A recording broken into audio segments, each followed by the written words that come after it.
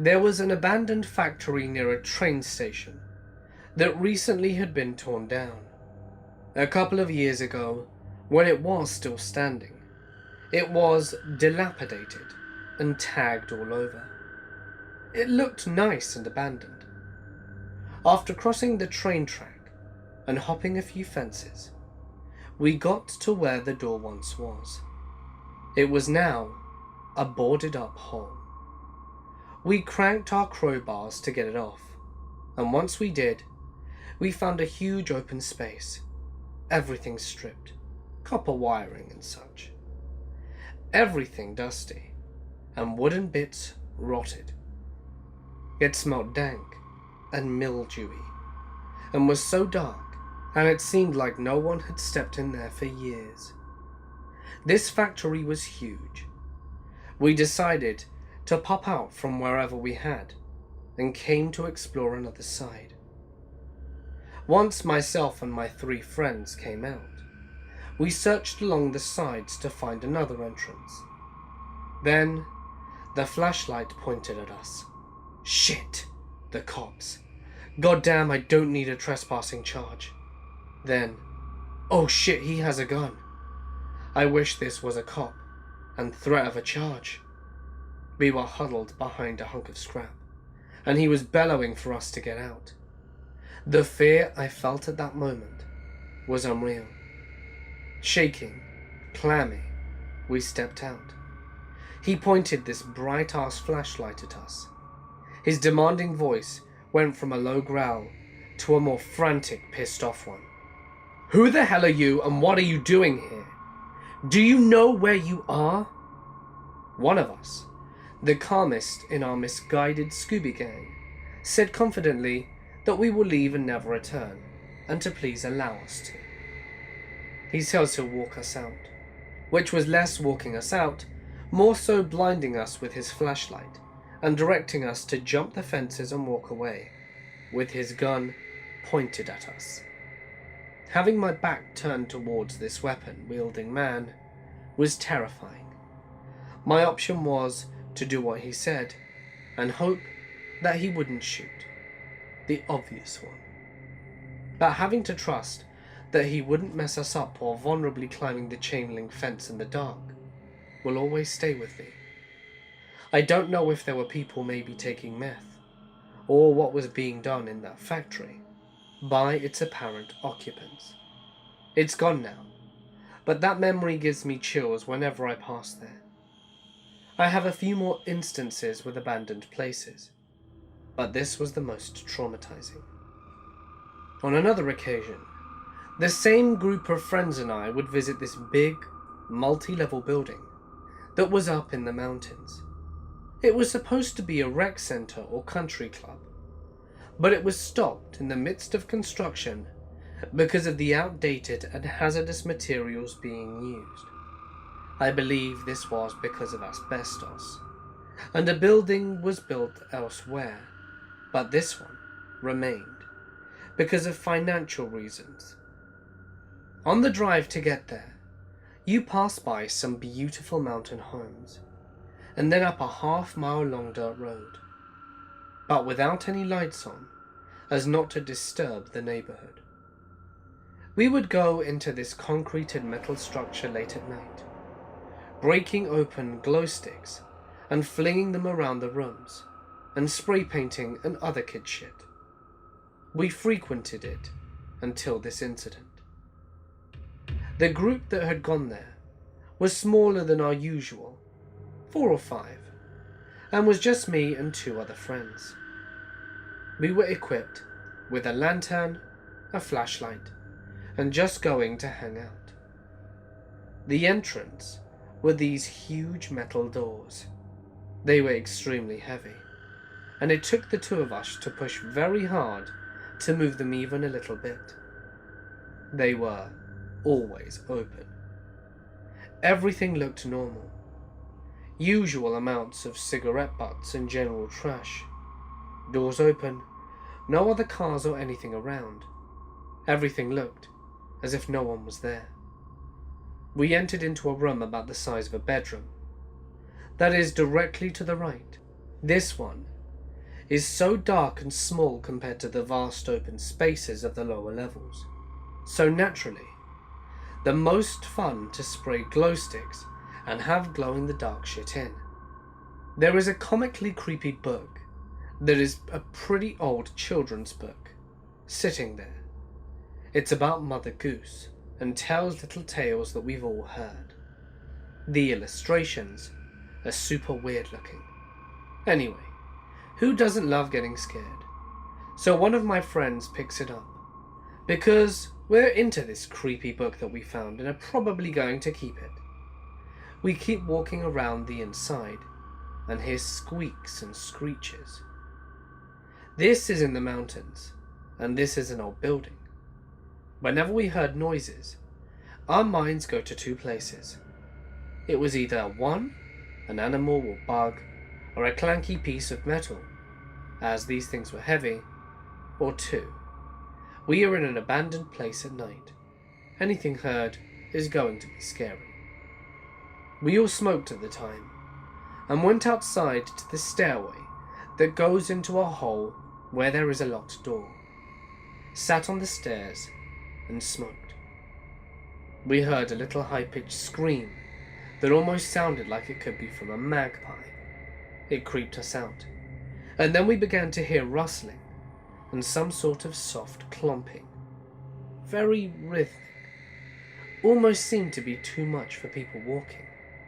But probably there was another person here. So we decided to scope it out. We carefully walked the perimeter, but see no people, no cars, nothing indicating that someone else would be there. When we walked to the entrance, my friend jokes that the book is haunted and causing these disturbances. She says that she better give it back to the ghost so it won't get mad or something, and throws it towards the entrance. It lands, opens, and flips a couple of pages. The night was still very still, not breezy or windy, and we started to freak out. We feel a little unsettled and unsure if we should go back in. We also lost our lighter, so we only had our flashlights, as we couldn't light our lantern anymore. Then, this huge creak. One of the doors is shut. How that happened without us hearing is beyond my comprehension, as we would have definitely heard it. It's extremely loud. The other door, this heavy-ass door that is damn hard to move even one bit, is closing on its own, fairly quickly, and glides shut with a loud bang that makes us all jump. We booked it at that point, ran into the car, and never went back. It doesn't seem that scary to recount, but damn, when I think about what I saw, I feel sick. I have horrible nightmares about this place, when the outcome is much more grisly, so that doesn't help. It was my first night in a new city, and I call my mother to tell her that I had arrived safely. She tells me that the girl I dated when I was 17, as I was now 23, and hadn't heard a peep out of her in 5 years, called out of the blue looking for me, and left her lumber. Lonely and bored, I rang her up, and had a strange catch-up session. She told me she was engaged to a woman, and that her life after we broke up was a series of unfortunate events. We hung up on pleasant terms, with no plans to keep in touch. 3 days later, I am exiting my building, and who is standing there in the rain, waiting? Yup, her. She had flown 2,500 miles in the middle of the night because she thought we were destined to be together. She told me how she was so torn up about us not being together that she had pulled out all of her pubic hair. She also bought her fiancé, who was as crazy as she, and was urging my ex to have a baby with me. I calmly tried telling her that this was insane, and that I had no interest in any of this, when out of nowhere it all goes black. I wake up to chaos, and my doorman is holding the fiancée down waiting for police. Turns out, she'd hit me on the back of the head with a full bottle of champagne that they'd bought to celebrate with us. Arrests were made, and restraining orders followed. A few years back, my husband and I were living in an apartment in Brooklyn. One night, we decided to check our neighborhood sex offenders registry, and we discovered that an offender lived in our building. Not a big deal to us, as we didn't have any children at the time, but I should mention that this guy was one creepy looking dude, and I'm talking about wild hair, crazy eyes, and a creeper.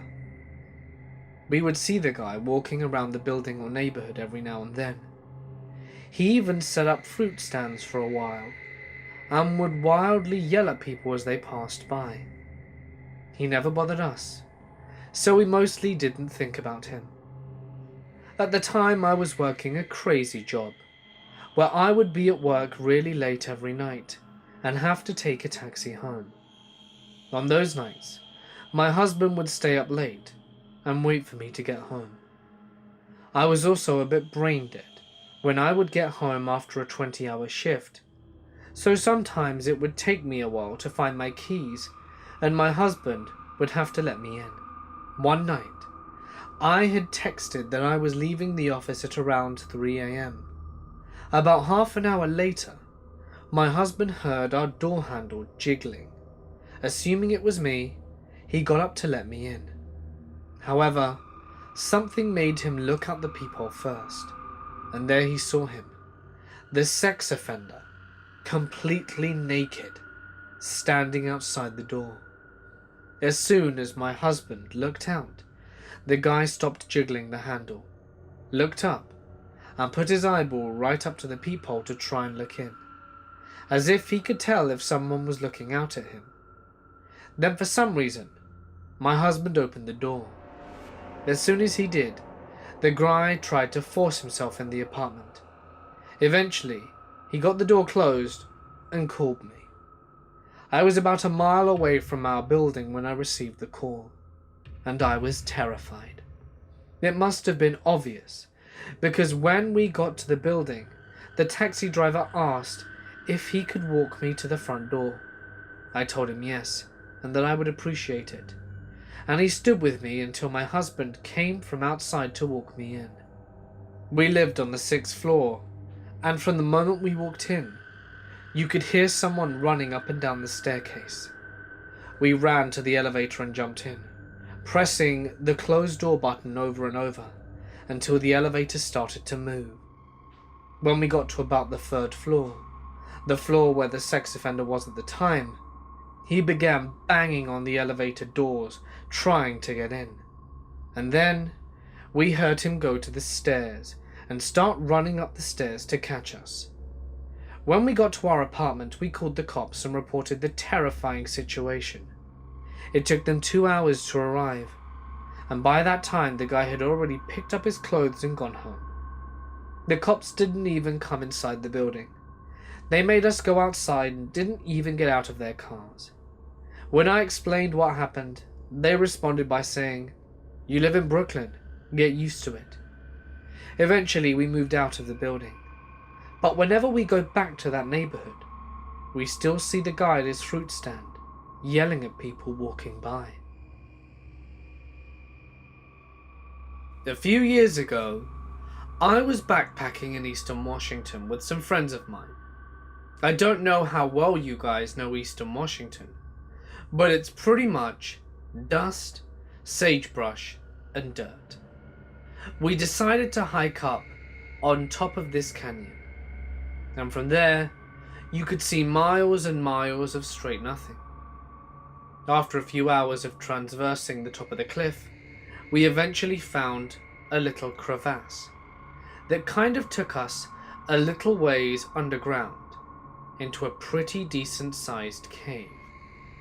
The cave was filled with little bones, like mice and bats, in one of the corners of the cave, there was a rock fixture that jutted up from the ground and almost made a separate room. In the room, we found lots of scratches on the walls, photographs, and 3 bottles with notes in them. While this was kind of off-putting on its own, we figured it was just some sort of joke, and we'd find a silly SOS note in the bottles.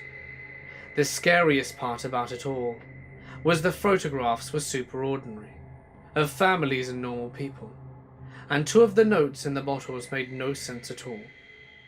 While it was English, it was pretty much straight gibberish. None of the words made any sense in context with the other words.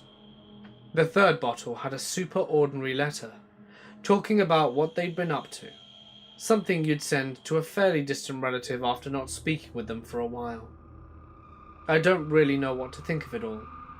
I feel like it could have easily just been someone joking around, but it was almost too strange for that. Under a church in my local town, there is this green door covering with no handle, because it's a wooden, real fake door. Legit though, it's a door with no hinges. It's meant to just stop access into there. I'd like to mention the door is on the back side of the church, and outside the church grounds. There's no road near it. One day, me and my mates saw someone had smashed the wooden door thing to pieces. As typical teenagers, we wanted to explore, but me being me, I said we should research it. In our town, there are quite a lot of tunnels linking houses and shops that are usually chained off, but a lot of them are still open and haven't been explored. This was the first time when we wouldn't have to ask a shop owner to have a look. I found that they were apparently all these ghosts, including the Blue Drum Boy, who got killed during a war in the early 11th century. My friend believes in all the paranormal stuff, so he got his cross and ghost shit ready. I packed a 500 lumen torch to light up the place and had a pack of batteries spare, as well as a walkie-talkie and all the other essentials. It was the early hours and pitch black, and we went in. Everyone was completely silent as we crept down the stairs, and suddenly we realized there was a 90-degree turn where we couldn't see the right. Everyone was scared shitless to go down first, so my mate lit a red flare and threw it in. Then we all walked in together. There was this huge room with another doorway. We looked around the first room, finding needles and blood. We carried on through the doorway and found a grate that had a ladder off it. Obviously we were buzzing and thought, what a great idea to cut through the lock and climb down the ladder. 3 out of the 4 of us were down when the largest of us all started climbing. It was rickety and kind of rusted, and it broke when he was halfway. The exit from the ladder was a tunnel, completely dry and pitch black, but he fell and shattered both ankles. Oh, and there was a bad stench. Yeah, bad situation as we couldn't get back up the ladder, and my mate couldn't walk, and he was the biggest guy, so we had to carry him. Basically, when me and one other mate carried on, leaving the others to find help, as the walkie-talkies got no reply, we walked past rotting rat corpses, live rats, and a shit ton of blood stains. After about 30 minutes of walking, after about a mile, we found a crossroad. Straight, left, or right. Basically, left was a dead end, right was a dead end, and straight had a ladder. The ladder was rusted, and we were scared to climb it. But I climbed it, and found someone with a needle in their arm, dead. Their face was rotting, and I was about to be sick. The ladder led to identical rooms, but no lock on their grate. I went back down the ladder, got the others to come back, and we managed to get my large mate up and out and took him to the hospital. We couldn't say where we went or talk about the dead guy, because we knew it would be trespassing. We had a neighbor before who was possessed by demons. Apparently, she made a deal with a demon when she was younger, but it followed her. When she got possessed, 4 or 5 men were holding her down, but she trashed them like toys. A pastor was called, as the whole neighborhood watched, and when the exorcism started, her body twitched and spasmed. She also levitated less than an inch above the bed. The exorcism was very exhausting, and she said that she would just go with them, as in the demons, but they told her to trust in God, because if not, she would be dragged to hell. After the first day, they thought that they had moved all the demons, but some of them were still holding on to her. They did another exorcism, and finally they were all removed. They removed a total of 6 demons within her. And I also saw a news story on TV, where several students in a school in a very rural area were possessed. What's weird about this is they started speaking Latin, German and Greek, languages that are not taught in schools here in Asia, the Philippines. I found it incredibly creepy, and is certainly one of the scariest things I've heard in my life. I spent various stretches of time backpacking and camping throughout the US, and have seen some strange things. My brother and I came across an abandoned trailer town of sorts that scared the hell out of us. We also came across a run-down and really small town out in New Mexico that seemed to have one person living in it. On the fact that there was still some food and supplies there that were just fairly fresh. We spent a couple of days there trying to find the person, just to find out why they were staying in the town, and we never found a soul. We also found the skeletal remains of an unknown number of deer, ranging from bucks to fawns, ensnared in barbed wire fencing that encompassed a 10 by 10 area in the Ozarks. A few of the skulls topped the fence posts, and there was one post in the middle of the area that had decaying deer bodies. Looked to be 2, but there were only 6 hooves jutting out of the wreckage, and they were wrapped around it. We found a dummy hanging from a tree while in the Yukon Territory of Canada, literally out in the middle of the woods. No reason for it as far as we know. We also came across a dead junkie on a road out to Olympia, obviously OD, as he had his arm tied and a needle in his hand. Eyes were glazed over and staring right ahead with his mouth slightly ajar. I need to give you a bit of background. When this occurred, I was not living the healthiest of lifestyles. I quit using heroin when I was 25 and moved to France for 5 years. I just recently moved back to the States this past summer. This is relevant because it speaks to my mindset at the time, all about how this occurred, and why I was comfortable taking the absurd risks I took. I was a drug fiend. Anyway, onto the story. When I was 20, I had moved from Baltimore to the Eastern Shore, thinking the distance would help mitigate my habit. It didn't.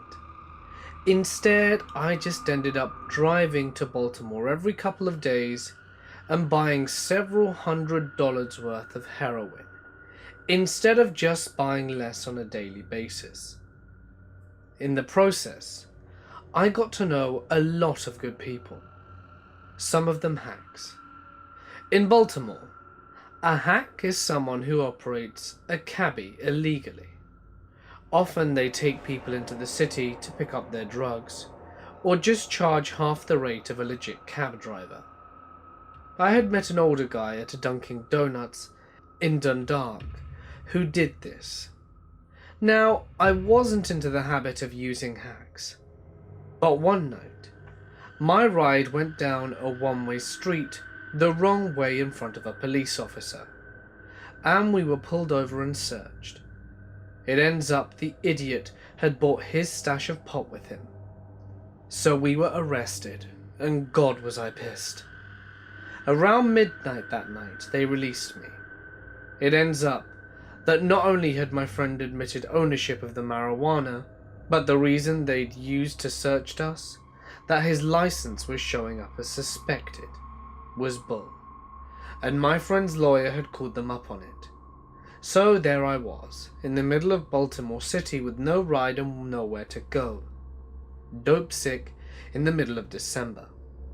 They released the men and women separately, and my friend's cell phone was still off at the time when I tried to call it.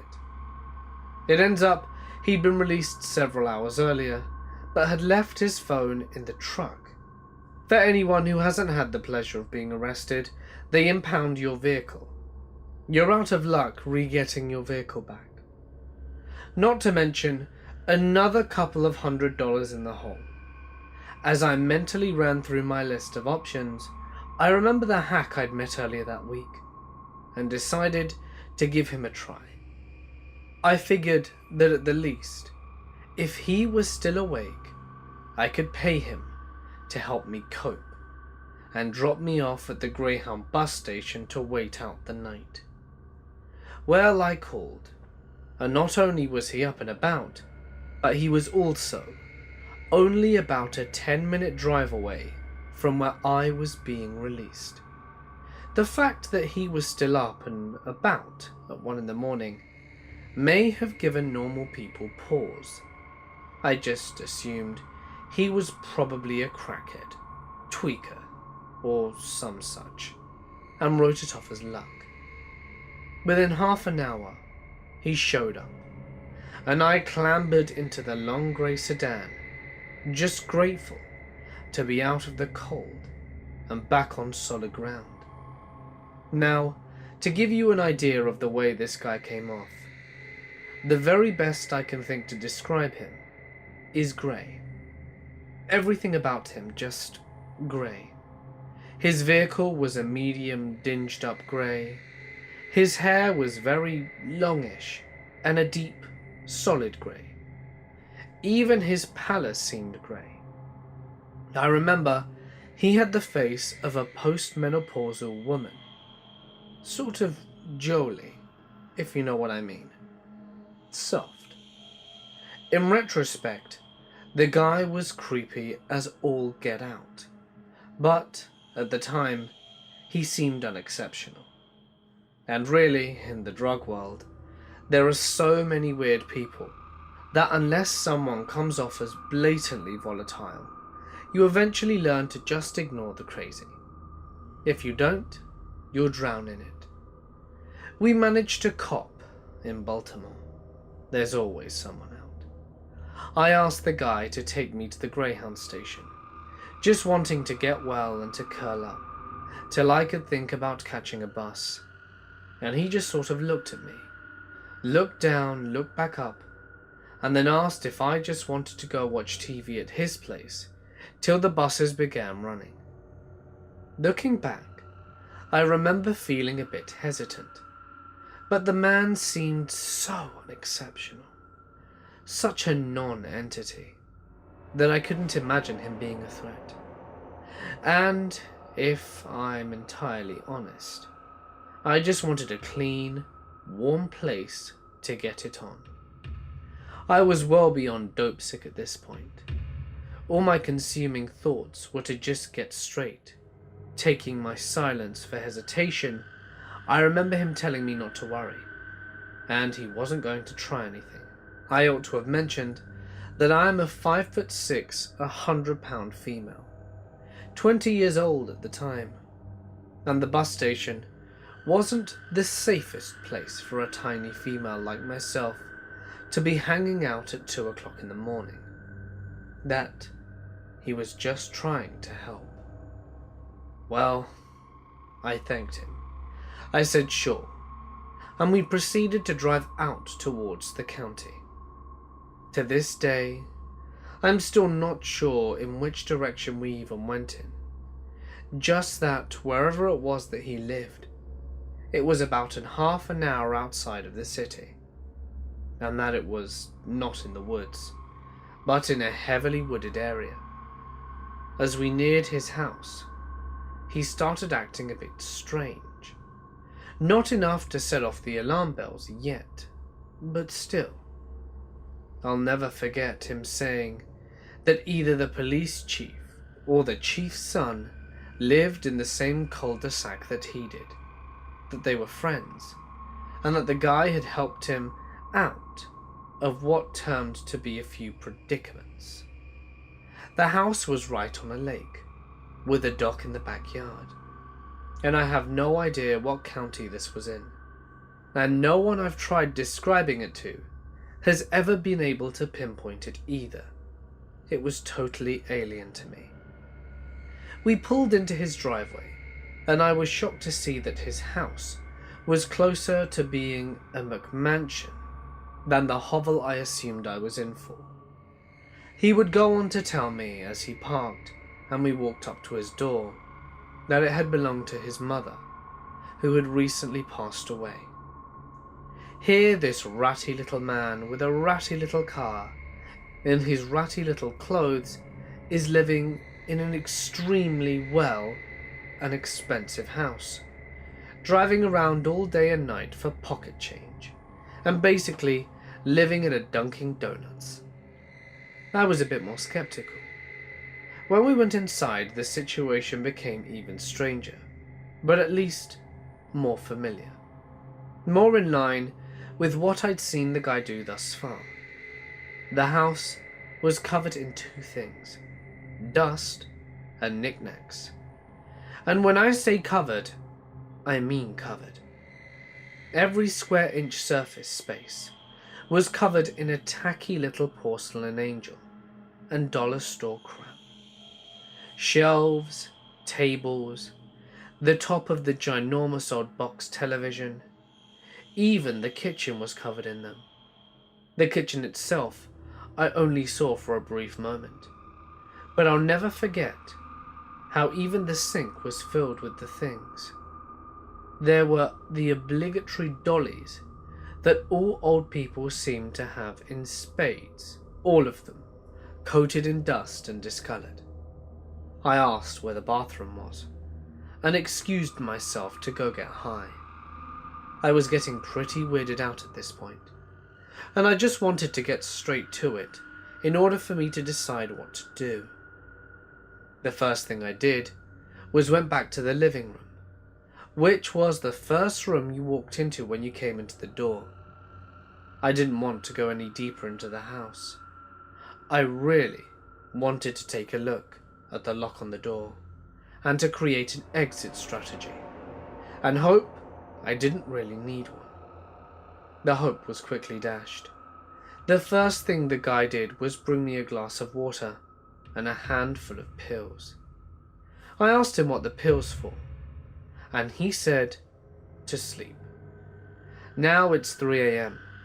At this point I have to be at the bus station by 6 at most, and we have maybe 2 hours before we need to leave.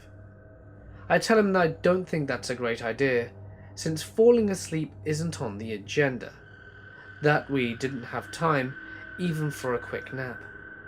Well, he starts to become pretty insistent that I take the pills.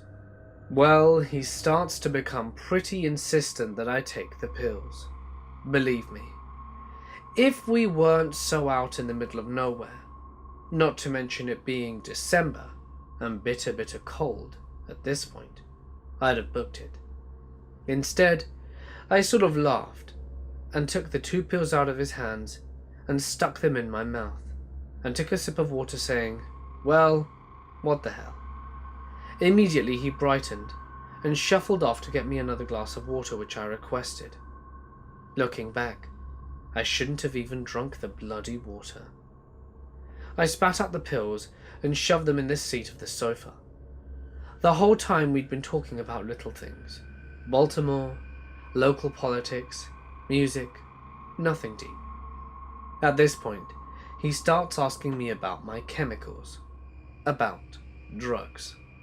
Specifically, what sort of drugs will knock someone out, but not harm them. How much you need, or what for someone. Say, for someone tiny, like myself.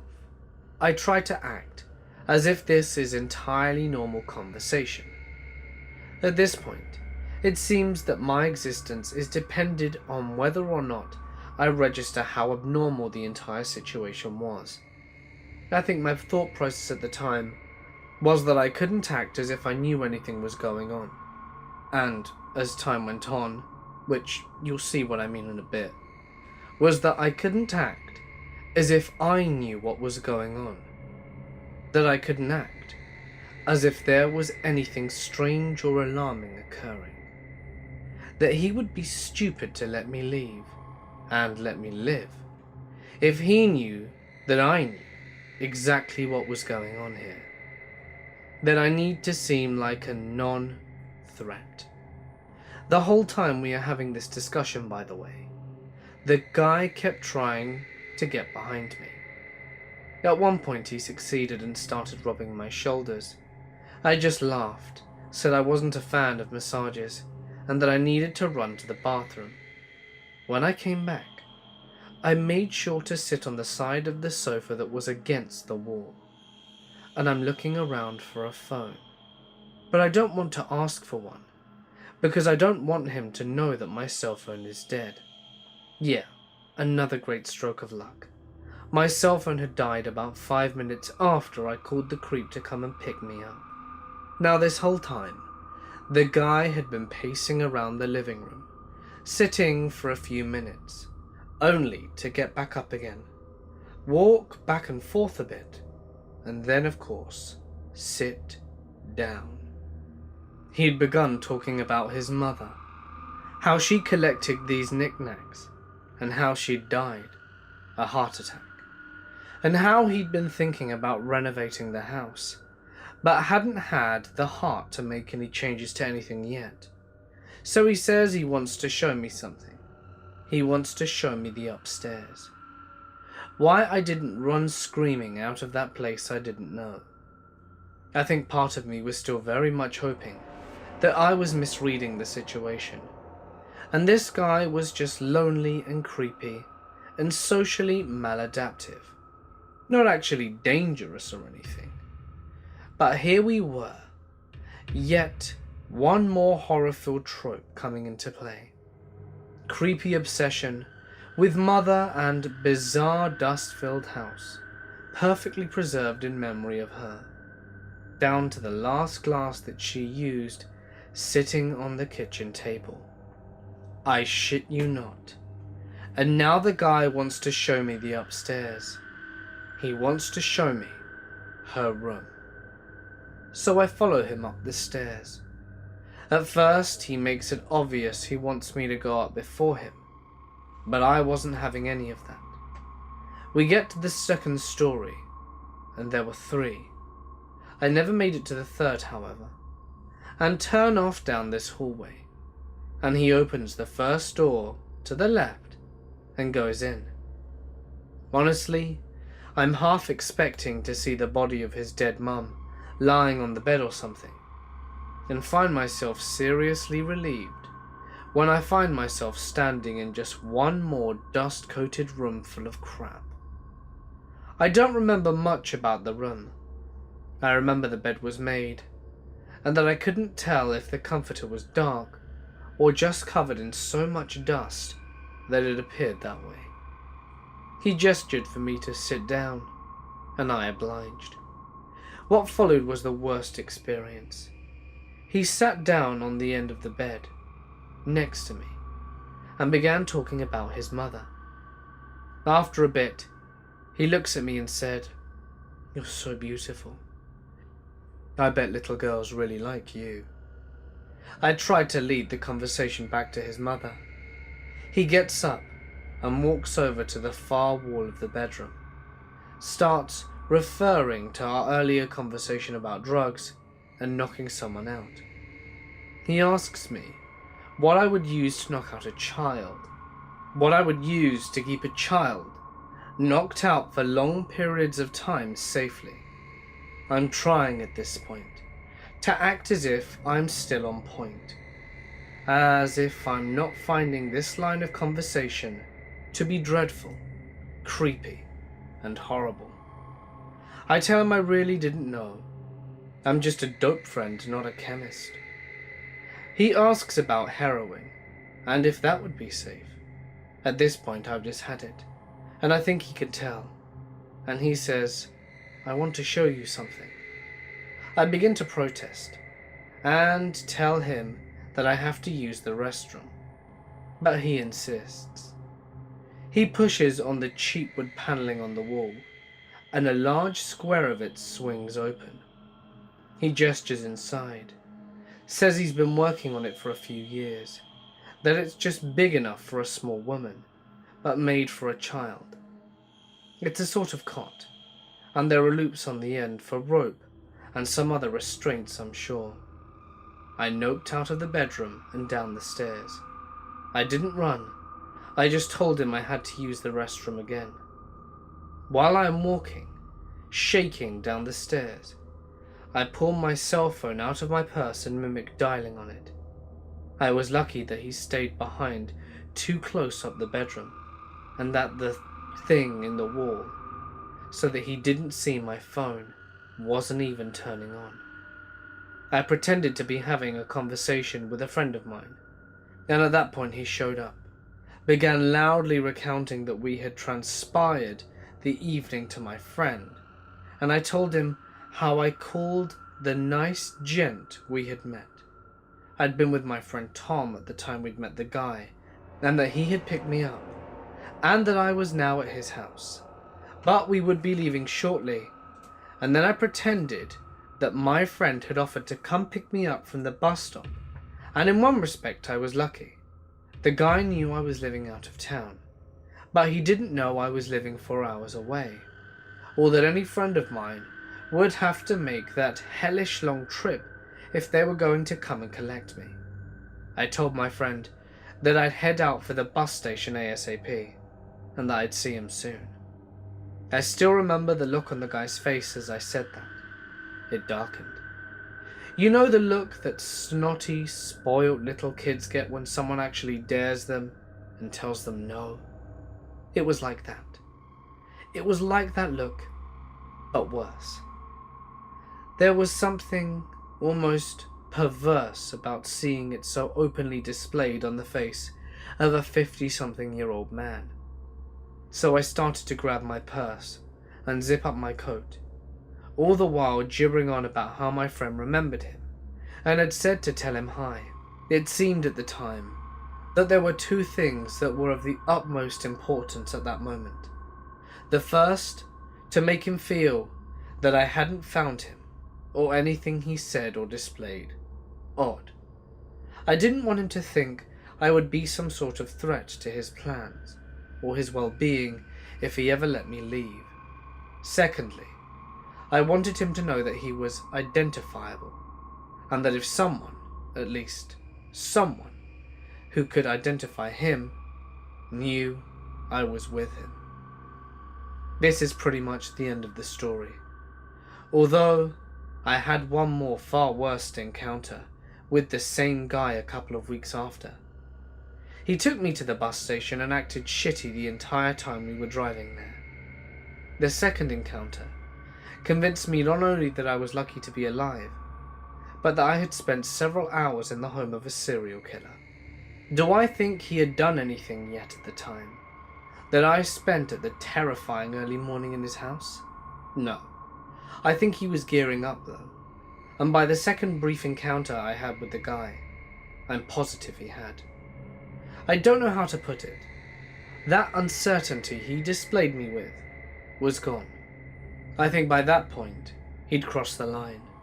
I took down his license plate number as he was leaving that morning, and I did contact a friend of mine who was a police officer, and gave him a description of the creep's house, car, his license number, first name, cell phone number, and a detailed account of what transpired that morning in his home. A year or so later, I would receive a call from the very same officer asking if I still had a record of the info I'd given him. Unfortunately, I no longer did, and the owner of the Dunkin' Donuts on Eastern Avenue that the creep usually did frequent had no information on him.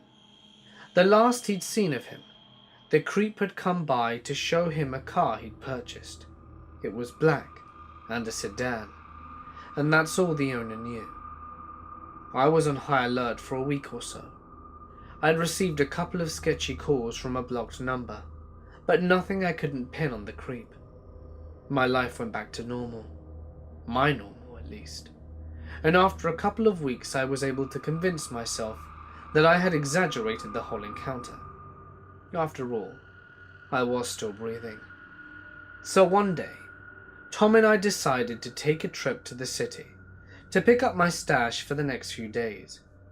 Usually when we went to Baltimore, we'd pick up about $500 or $600 worth of scramble, 70 pills low. And this would last the two of us about 2 days, sometimes 3. I had a hell of a habit. Well, on this day in particular, we decided to pick a bit more than usual. I can't remember why, but the entire trip was cursed from the get-go. We were late leaving the shore, and there was an accident in the harbour tunnel that ended up backing up traffic for a good 3 hours. By the time we made it to eastern Baltimore, my contact had dipped. I ended up getting in touch with another guy who sold out of Dundalk, so we went down to Erdman Avenue, the same Erdman Avenue of the creep's Dunkin' Donuts. And so I had Tom park in the Goodwill parking lot, so that I could go find my guy. Most of my contacts knew Tom, but this guy I was going to meet was one of those paranoid hitters, and wouldn't serve me if he even knew Tom's truck was in the vicinity of where we were meeting. So I had to hoof it. I can't remember exactly where it was he wanted me to meet him, but I'm fairly certain that it was on Dundalk Avenue, or Merritt Boulevard, one of the large roads that runs through Dundalk like a vein. Whenever I'm in the city and I have to walk anywhere, I employ the look down, look at your feet, never look a stranger in the eye, if a car honks their horn at you, do not respond method of minding my own business. A large part of the reason I do this is the unspoken reason. It's because a lot of people will assume that you're a hooker if they see you walking. Generally, if you don't respond when they honk their horns and holler at you, after a bit, they'll probably leave you alone. And don't forget the police and the undercovers. It's their job to harass you a bit, and to see if you'll respond, to see if you're doing business or merely an unlucky member of the vehicleless tier of society. On this particular day, I remember being more than a little spooked at the absence of traffic. It wasn't a nice day. It was overcast, grey, a standard January afternoon in Baltimore. But it wasn't abnormally shitty either. There was certainly no reason for it to be so quiet. I was walking down one of Dundalk's larger roads. The traffic should have been steady. There should have been a few people shopping and walking about at least. But nope. It was just me and the occasional ragtag car. I was about a mile down from the road from my meeting point, with my dealer, when a black sedan pulled up next to me. It was the creep. He opened the passenger side door from inside and told me to get in. Now, I seriously considered altering this story from my point of view to make myself look like and feel like less of a retard. But so far, I've been entirely honest in my retelling of this encounter with the guy, so I'm not going to start lying. Anyway, please cut me some slack. Over the 3 or 4 weeks that had passed since the incident at his house, I'd spent a fair amount of time talking myself into believing that I had over-dramatized the whole encounter. That maybe that little room in the wall with the cot hadn't been what I thought it was. In short, I had tried to convince myself that I was just a heroin-addled junkie who had blurred the lines in between reality and fantasy. So when the creep pulled up and told me to get into his car, there were a lot of reasons why I did that, instead of doing what a sane person would do, which is start screaming, running, and pitching a fit and just generally noping the hell out of there. I've tried to figure out that day why I did that, and all I can say is that I'd been convincing myself that there was no way I'd actually experienced what I thought I had, and my dislike at the feeling that I'd been a giant coward. I sort of felt compelled to face the guy and verify that no, there was nothing strange going on, and that it really had all been in my head. But at the same time, there was another dynamic at play. The fact that I was still sickeningly afraid of the creep. I remember pulling back from the open door of the car and looking around, looking at the whole lot of no one and nothing on the street, and thinking that if I didn't go willingly, he could easily run me down on his own. I told him I was busy, and I told him I was on my way to meet my guy, and he said that's fine. He'd take me the rest of the way and drop me off, that he'd even take me back to wherever I was going afterwards, if I wanted me to. So I got into the car. I was absolutely terrified. Then I fell back into the same routine I'd utilized the first time round, acting disoriented and high, harmless, and glad to see him. I asked him what he'd been up to, and he said in a perfectly monotone voice that he tried to call me, and why hadn't I answered. I explained that I used throwaway cell phones, and that I had acquired a new one since my minutes had run out on the other. Now I remember I said that I'd only been about a mile or less from my meeting point with my dealer when the creep pulled up. My hopes were pinned on him keeping his word, and actually taking me to where I needed to go. If that happened, I thought that everything would be okay, and that I didn't need to worry. But of course it didn't. When he blew through the light we needed to turn at, I told him he missed my stop. "Oh," he replied, "don't worry. I'll take you to where you need to go. I just want to talk to you for a minute first." I felt sick to my stomach. He pulled off Dundalk Avenue, and I could see that he was turning into one of those little parks that they have dotted throughout the city. Parks with jogging paths and a few token toys and swings for children. If I recall correctly, there was some sort of school or other government building in the background. I remember thinking that as soon as he slowed down just a bit, I was going to jump out of that car. I also remember thinking that I need to relax, that if he even thought for a moment that I was beginning to freak out, my chances of him slowing down or giving me any sort of out would be nil. You see, the whole time, he had been going on about how he was looking for sedatives and wanted to get some Xanax, as well as a cocktail of other drugs. How he'd really like my help, and how he'd been scouting the park we were in at the moment, as well as other parks throughout the city and county, and how he was certain that with someone like me by his side to help lure little girls back to his house, he could fulfill his dream, he said. And here is what terrified me the most. He could use the dock behind his house to get rid of the bodies. I've never disliked myself more than I did that day. The whole time he'd been talking about all of this, I'd been doing two things. One, I had begun to slouch down in the passenger seat with my eyes almost shut, trying to act as if I'd nodded out. I could only see him a little out of the slit in the corner of my eye. The whole time he was talking about this and that, and how he'd been rooted around underfoot in front of his seat. Slowly, sneakily, as if he was trying not to make any noise. So when I could respond to him, I would make a warning gesture, like move my hand to indicate I was about to open my eyes. The last thing I wanted to do was to make him feel like he'd been caught, and that he had to pull whatever it was out immediately. The second thing I'd been doing was how I was responding to his questions. Instead of acting freaked out or upset, I was trying to act like I was on board with all of this, but not too on board. I was trying to act like I was considering it, like I had the option to do this if I wanted or not. I didn't want him to think of me as a victim, and I didn't want him to think that I was thinking of myself as a victim. I was hoping that if I acted like his peer, like a potential partner in crime, that he would treat me like one, or at least pretend to for long enough for me to leave the car safely.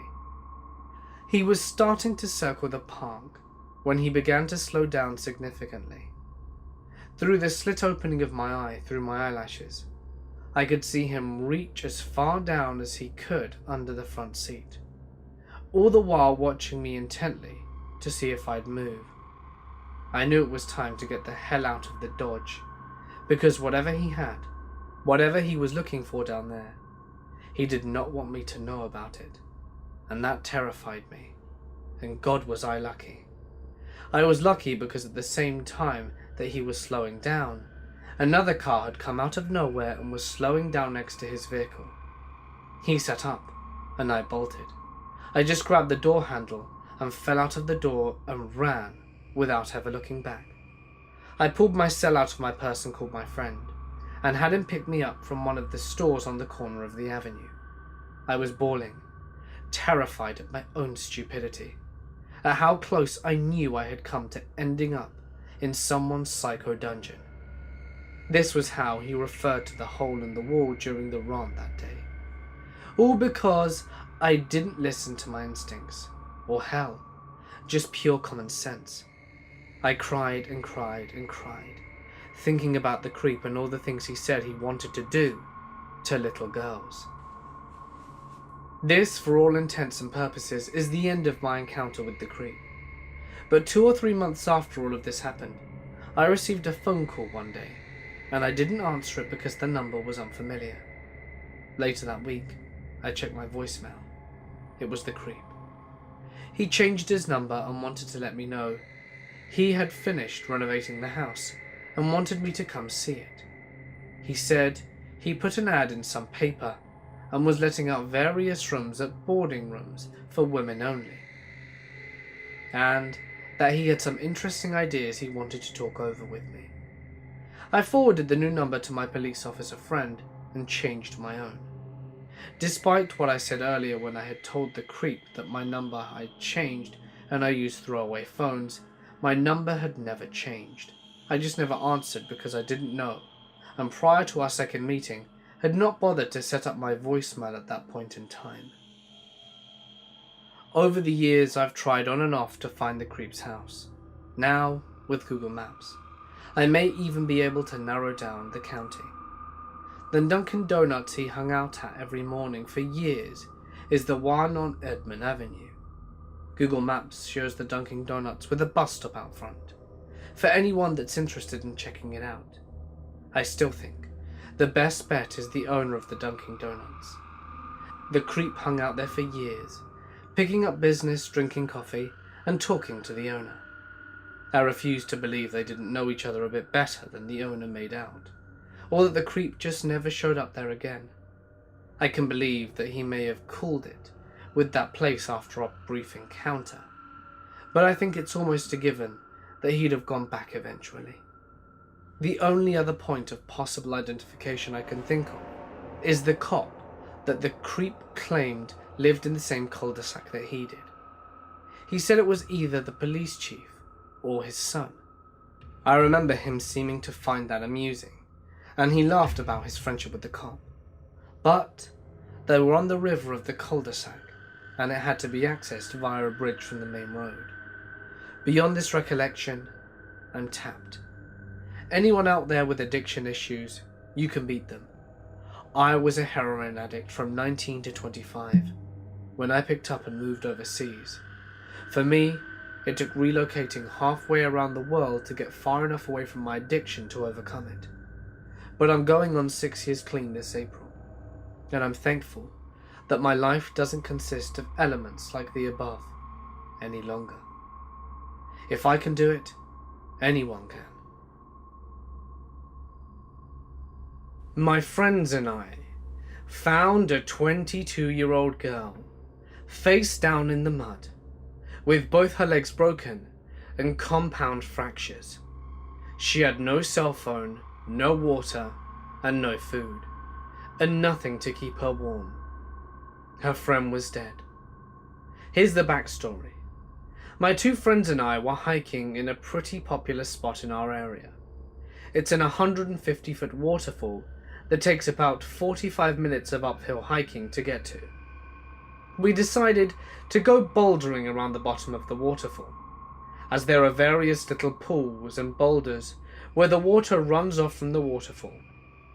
This bouldering trail is not on the main trail, and not very many hikers ever veer off the main trail. When we found her, obviously we called 911 and gave her any supplies we had. Eventually a helicopter showed up, and they flew her to the nearest hospital. Turns out, she was hiking with her friend the night before when they both fell off the waterfall. Her friend must have gone and gotten help, but unfortunately died less than 100 yards from where the girl was found. So no one even knew she was hurt, or that she was even there. It's a miracle she was still alive, and mind-blowing to think what she had gone through when we found her 20 hours later. I lived in a national park by myself for 3 months. Several times when I was going back to my trailer for the day, I would hear music, like a music box or ice cream truck. It was always loud and sounded like it was coming from somewhere over my head. One day, I decided to look for the source, so I followed the dirt road past my trailer. The music continued. I couldn't tell if I was getting closer or not, and I had my eyes on the trees. I looked down, just in time to avoid stepping on a snake. I scrambled, but it didn't move. I realized it was dead, and it wasn't alone. There were half a dozen dead copperheads stretched out in the road, looking in the same direction. I went back to get my car because I couldn't bring myself to step over them. But by the time I got my keys, the music had stopped playing and I didn't hear it again. This happened to my wife. She is an RN, and she was on float to another unit helping out, as she normally worked cardiac, but she was helping out on this one occasion in the Alzheimer's unit. She was saving a particular patient for last, as the patient was very well known to be a real pain. Very old and mean to everyone, and just generally tried to make the nurses miserable. She and the respiratory therapist got to the patient's room at the time, so they decided to tackle her together. They got to the room, and the patient had smeared shit all over the walls of the bathroom and the hospital room. She was standing on the bed, screaming and jumping up and down. The two of them somehow got the patient calm, got the horrible mess cleaned up, and got their job done. She said it took about 3 hours. They then went and put a big "Do Not Disturb" sign on the door to make sure the patient could calm down and get some sleep. They were standing, one person on each side of the door. herself and the respiratory therapist catching their breath and proclaiming how much that sucked when they spotted someone. A big farmer-looking guy wearing a John Deere baseball cap, overalls, a red plaid checkered shirt, and big work boots coming down the hospital hallway, and he looked kind of annoyed. He walked right past them into the patient's room, slamming the door open. My wife caught the door on the backswing and marched right into the room after him, with the respiratory therapist right behind her, planning on dragging him back out and giving him a piece of her mind. When she got in, he was not in the room. There was no sign of the person she followed in. She looked under the bed, she looked in the bathroom, and she checked behind all the curtains. She even made sure the window still would not be open. No sign of the farmer at all. She then noticed the patient was sitting upright in bed, just kind of staring off into space. So she asked her, "Did you see someone come into the room?" The patient replied, "Yes, it was my daddy. He said he was coming to take me home tonight, and that you mean people won't be able to hurt me anymore." She responded with, "That's great. How about you get some rest before he comes to collect you?" The patient then lay down and went to sleep. The patient died that night. My wife and the respiratory therapist swapped stories to make sure they were not crazy. They both saw it. There was a guy on my shift who got a domestic call on the other side of the county. He responded to the house and found a guy running laps around the yard of the home. The family said in broken English that the guy was possessed, and they had called a witch doctor to help out who was on the way.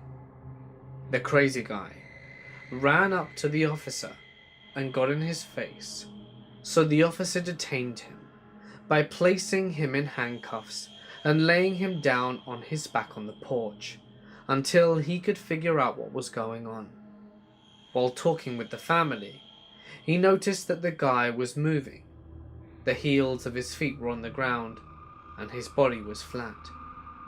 But his upper body was 3 inches off the ground, and his hands were still behind his back handcuffed. The dude was levitating. The officer pushed him to the ground, took off the handcuffs, and told the family how they should have him committed, and left. No one ever went to follow up. I hope he got the help he needed.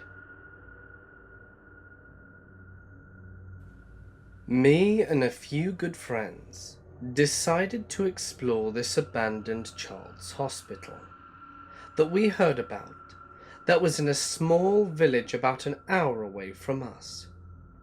We get there, and it's this huge plot of land, trees surrounding the whole place, and the building in the center.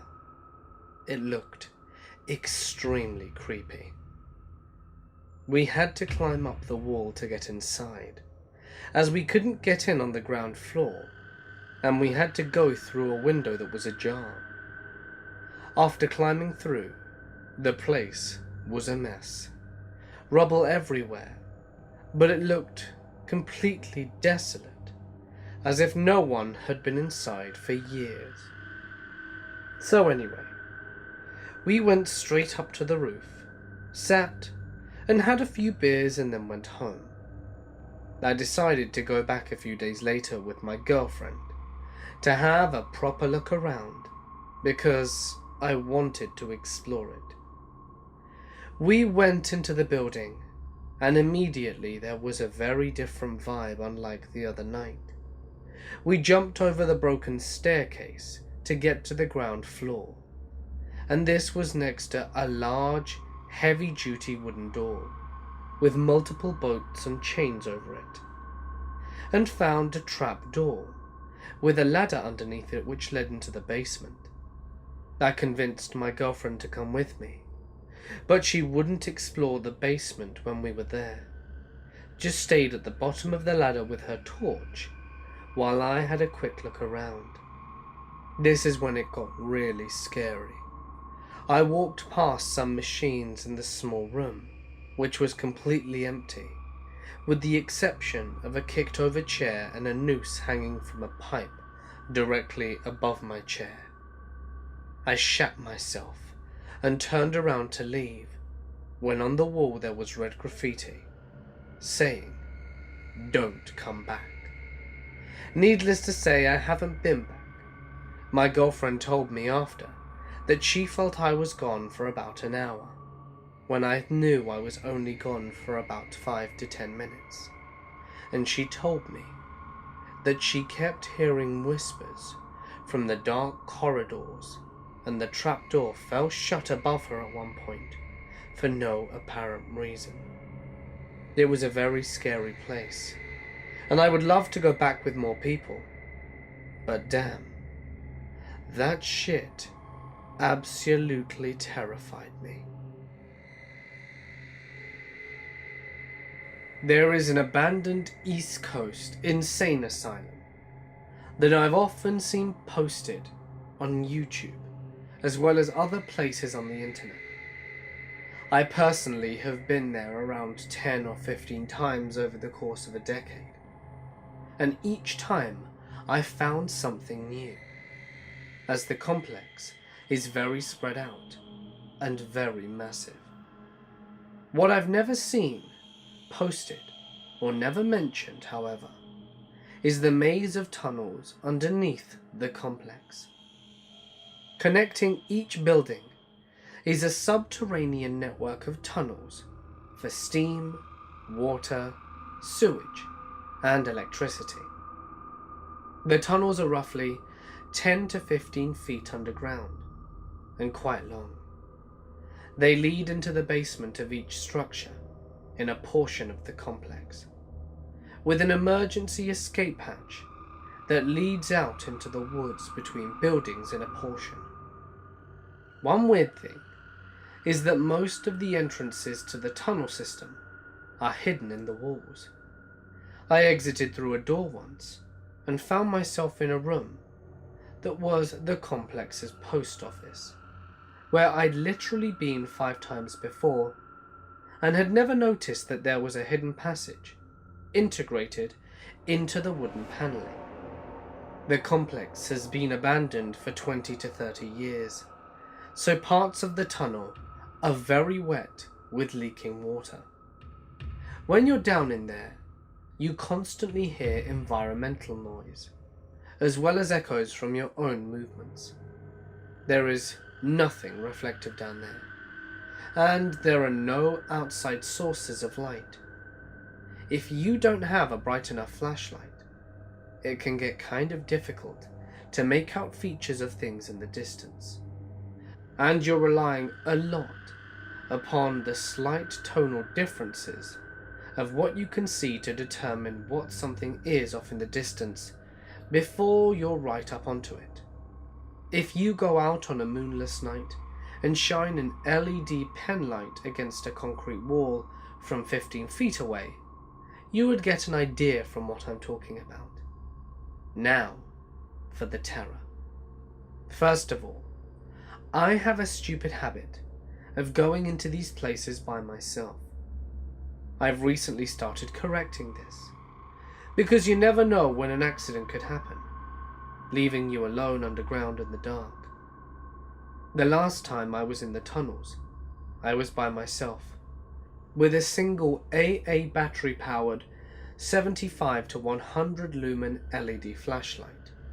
My second mistake was that during this excursion, I decided to follow the tunnel down to what I thought was the water treatment building for the complex.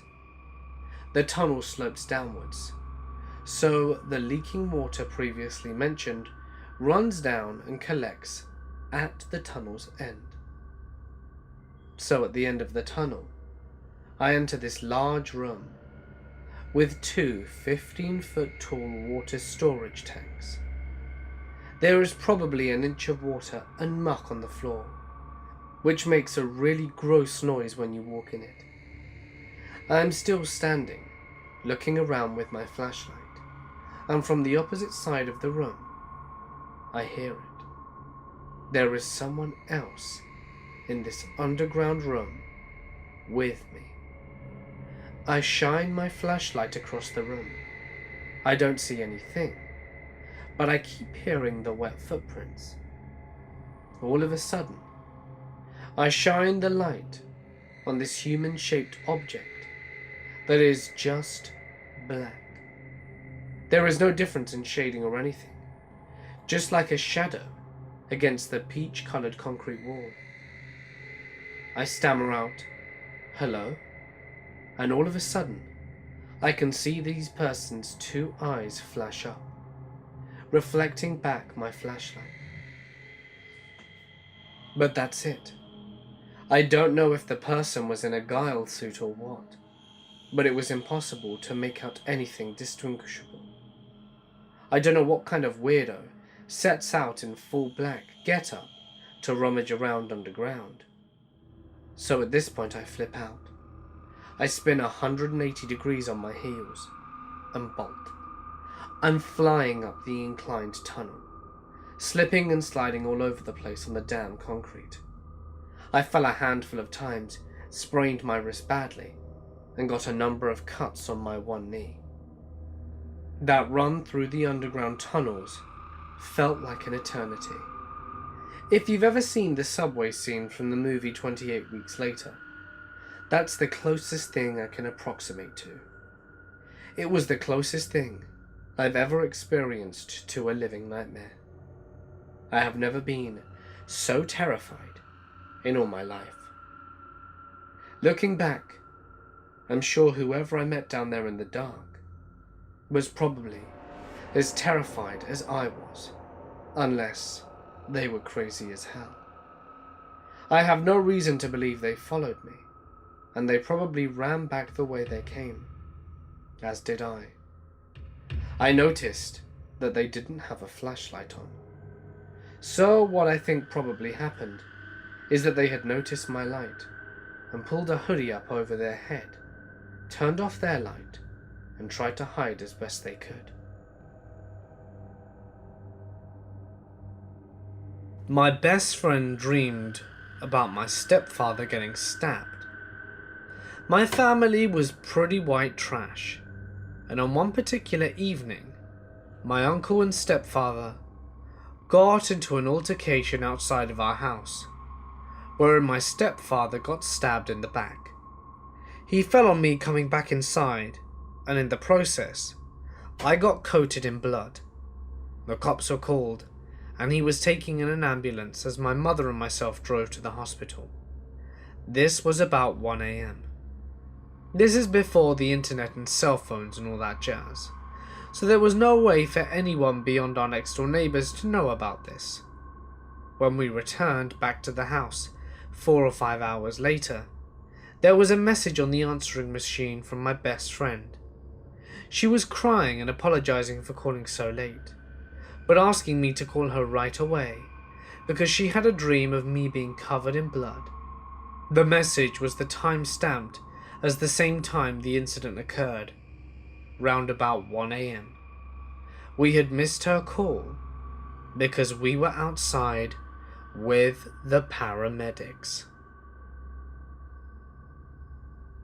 I was doing a 2-month internship at a very famous forensic hospital in Germany prior to my studies.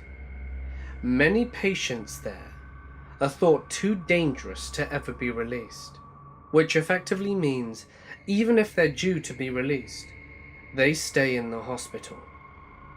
The hospital I worked in was separated in 2 sectors.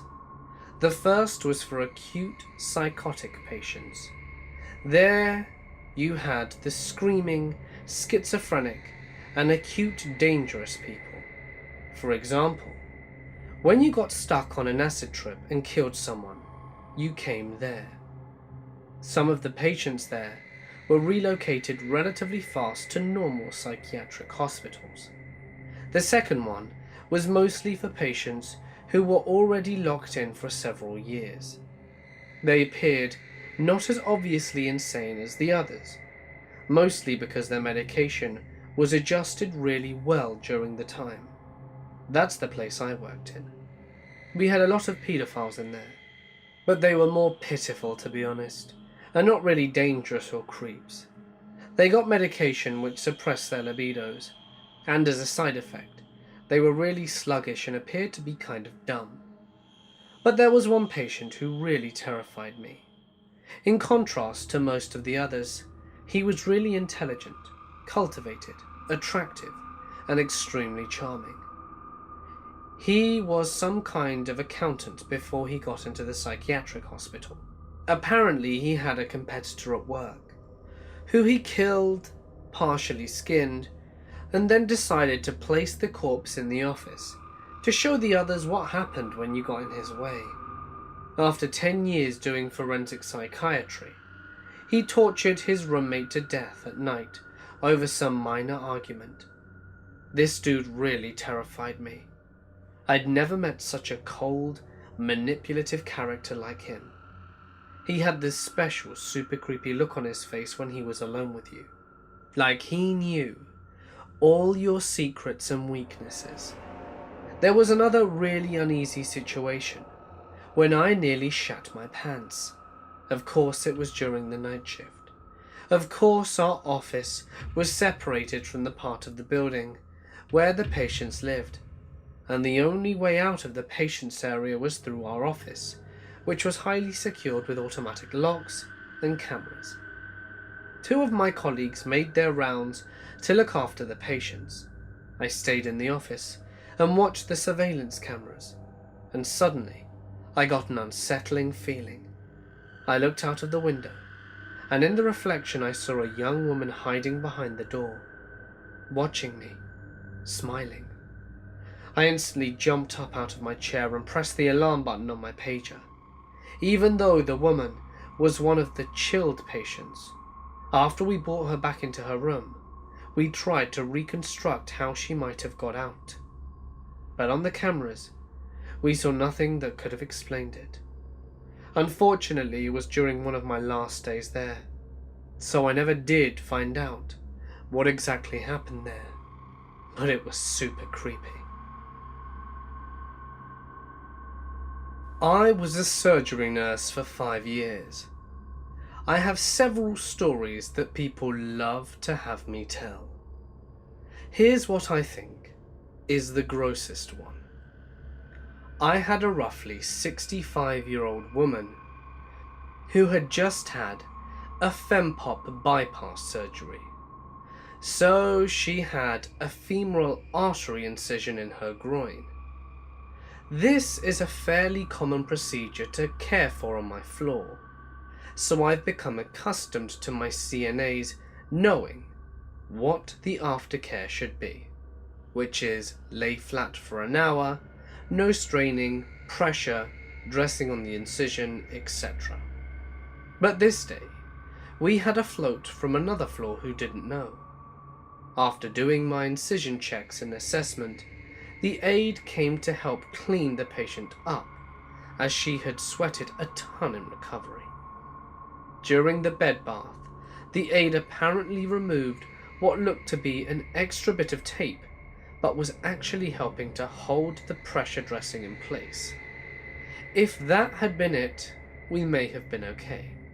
But then the patient told the aide that she hadn't had a bowel movement in several days, so the aide put her on a bedpan to try.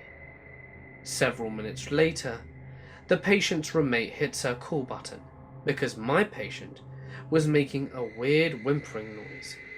I go in to find my patient white as a ghost and only semi-conscious. I immediately yell for help and pulled the sheets back to check her incision, only to find blood all over the bed and her groin. The aide comes in to take her off the bedpan and freaks out. As I'm holding pressure on her incision, as an attempt to stop the bleeding, the aide pulls the bedpan out, and floating in a pool of rapidly clotting blood is a nice big turd. I rode her bed all the way to the OR holding pressure. She had to have emergency surgery and 6 units of blood, but happily she made it. And I definitely learnt the importance of talking to your CNAs. This has been my one and only true paranormal experience to date. I have had a few encounters with seeing shadow people, but this is one that truly terrified me. One summer evening, I had stayed up late to watch Headbangers Ball on MTV with my older sister. I was a big fan of death metal as a kid, and this was summer 2005. I got up to go to bed, and as I passed our front door to get to the room, I see this Native American man standing there. I will never forget. He was about 6'3", 6'5", and he had a black suit and one of those old-timey top hats. He had long-looking hair and these piercing blue eyes. I froze in fear for a moment and then began to scream loudly. My sister jumped up and saw him as well through a nearby salt shaker and then chucked it at him. And this is where the part that got me really freaked me out. His face contorted into this incredibly sad expression as he got turned around and faced expulsion through the front door. A few days later, I was telling this story to my dad, who was like an out-of-states army person, and he asked me how to explain. I told him it's not much more than last time. But anyway, afterwards, he said my description sounded like his great uncle, who had died when my father was small. I think about it sometimes. In my final year of college, I lived alone in an apartment. I loved it, until I started dealing with something weird. There were whispers in my ear when I'd go to sleep at night, which I always just chalked up to thinking. But then it became weirder. I thought I saw someone in my kitchen area when I was in the shower. The bathroom door didn't have a vent, so I left the door open when I showered. Whenever I'd go to shave my legs, I'd prop one on the back of the tub, only to feel like someone was staring at me from where the toilet was. It was a very deep, unsettling feeling, and again, I chalk this up to my weird self weirding me out, even though this happened all the time. But what confirmed it for me was one night when something got thrown across my kitchen.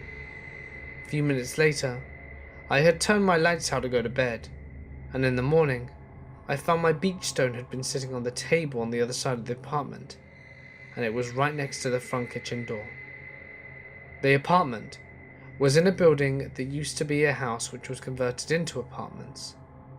It was a super deal building, and had a lot of quirks to it. My apartment used to be the attic, which was later converted to a top floor apartment. My boyfriend and I went camping a couple of summers ago, and I gashed my knee while swimming in a river. It hurt and it bled, but we washed it off and wrapped it up and finished off the camping trip. We came back home and I pretty much ignored my injury because it didn't look too bad and it hadn't been bothering me. I didn't bandage it or anything.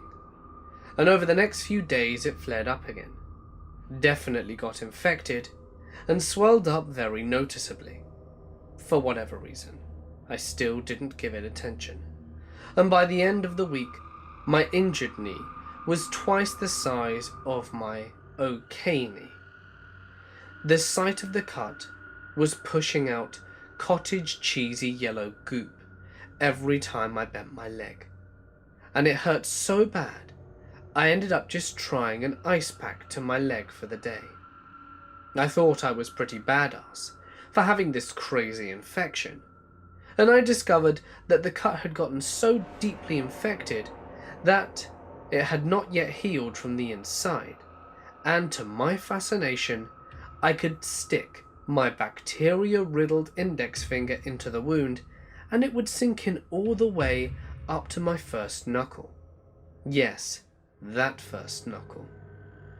The wound would make a pop sound every time the skin broke opened up and closed when I moved my knee, and it looked like puckered lips drooling out yogurt streaked with blood. I finally decided it was time to see a professional when 1. I caught a peek at my bone one day, 2. My knee decided to lock in place from the swelling, and 3.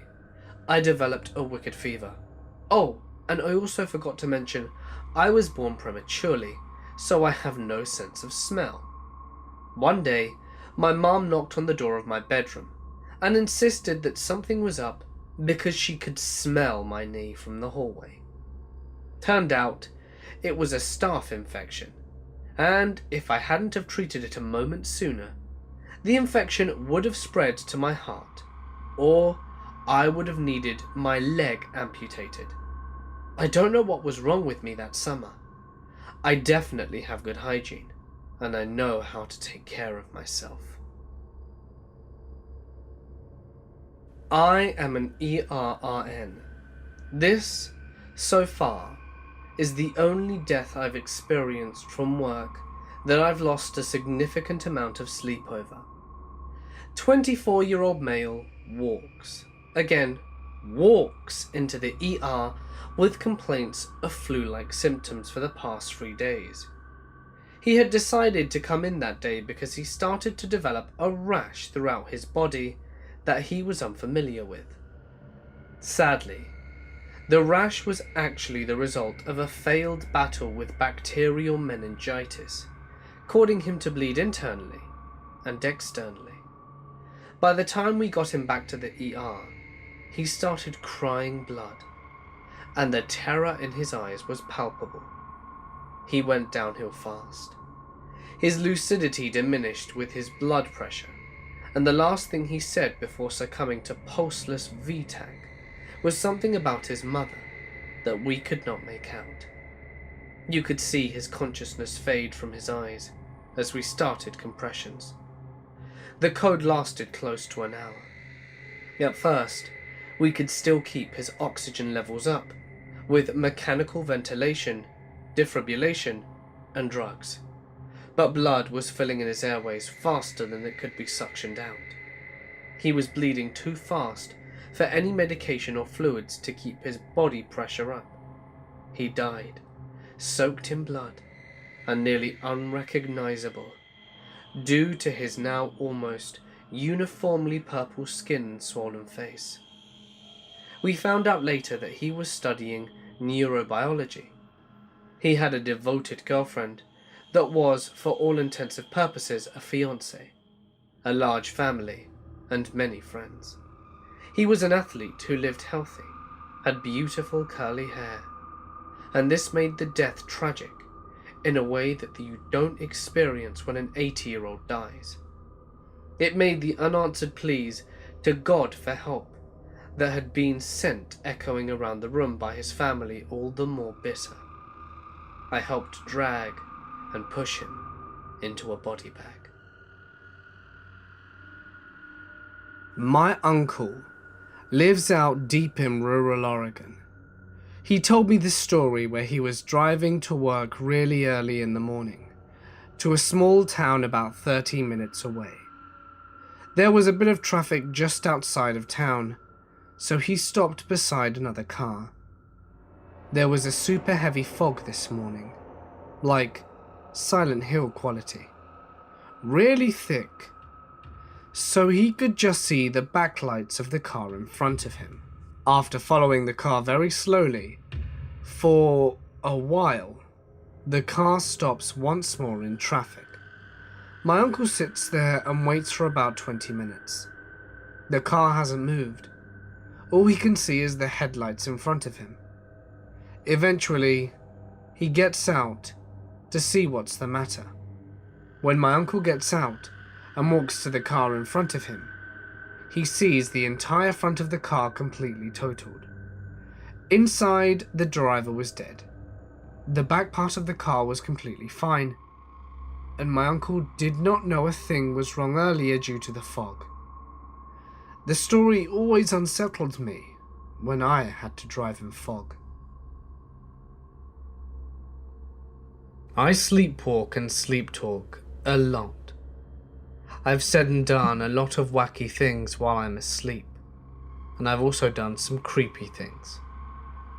One thing I do a lot in my sleep is get up and go somewhere else. The night in question I had done this, but instead of going onto the couch or the chair or floor or something, I went to the couch all the way down in my basement. My basement has a lock on it that can only be accessed from the outside of it. When I woke up, after realizing I had probably sleepwalked downstairs, I walked up the stairs to leave the basement. But the odd thing was, it was locked. If I walked downstairs to go to sleep, unlocking the door to do so, then how could the door be locked? I was the only one home that day, and lived somewhere very rural and isolated, so there was no one about who could have locked the door. The time was 2 a.m, which is even more odd, because I never wake up in the middle of the night. I climbed out of a window in my basement and went back into my house and checked to see if the door was still locked. It was. Nowadays, this freaks me the hell out. But at that point, I was asleep, so I was like, okay, and went back to sleep elsewhere. So me and my best friend, including 3 others, were hanging out in this field about midnight to 1 in the morning. You could only access this field with an off-roading vehicle. Our 3 other friends wandered off, and I should mention only one of them is a girl. So me and my best friend were walking by ourselves, and we come across this girl wearing a white t-shirt with her back to us. We thought it was our friend, since there were no other cars up there, so we call her name. She didn't move. We got closer and called again, and we were about 5 feet behind her and called again. She didn't move again. We freaked out and headed back to the car and found the girl who we thought it was, and she wasn't wearing a white t-shirt. We thought it was a prank at first, but we realized it couldn't have been her for many reasons. We still don't know who or what she was. The scariest part is that she was near some government building or something. No one knows what it is, because on Google Earth it's surrounded by trees. My best friend tried to go there, and some guys in a car drove up and told him not to come back or he would be shot. I am a psychology student. This is a story from one of my most favourite abnormal psych professors. My professor was working with a patient, doing some job counselling. We will call the patient Julie. Julie is a 23-year-old woman who lives with her mother, stepfather, and her 5 children. She is having trouble keeping a job, and she has recently been fired from her job at a call centre for falling asleep on the job and for lashing out and assaulting her manager. She has been fired from 8 out of 12 jobs, and she is studying to become a CNA and has had multiple warnings for falling asleep in class. 4 out of her 5 children are in the custody of her mother due to a personal and family history of drug abuse, drug trafficking, and check fraud. Julie has her own probation officer, and 2 of her children have probation officers for fighting at school, as one almost killed another kid by strangling him. There is constant fighting in the home between Julie and her mother, but they do not argue when the stepfather is around. Julie's mother denies any sexual abuse occurred when Julie was a child, but Julie remembers otherwise. It came out later in therapy that Julie was never taught how to tell the time.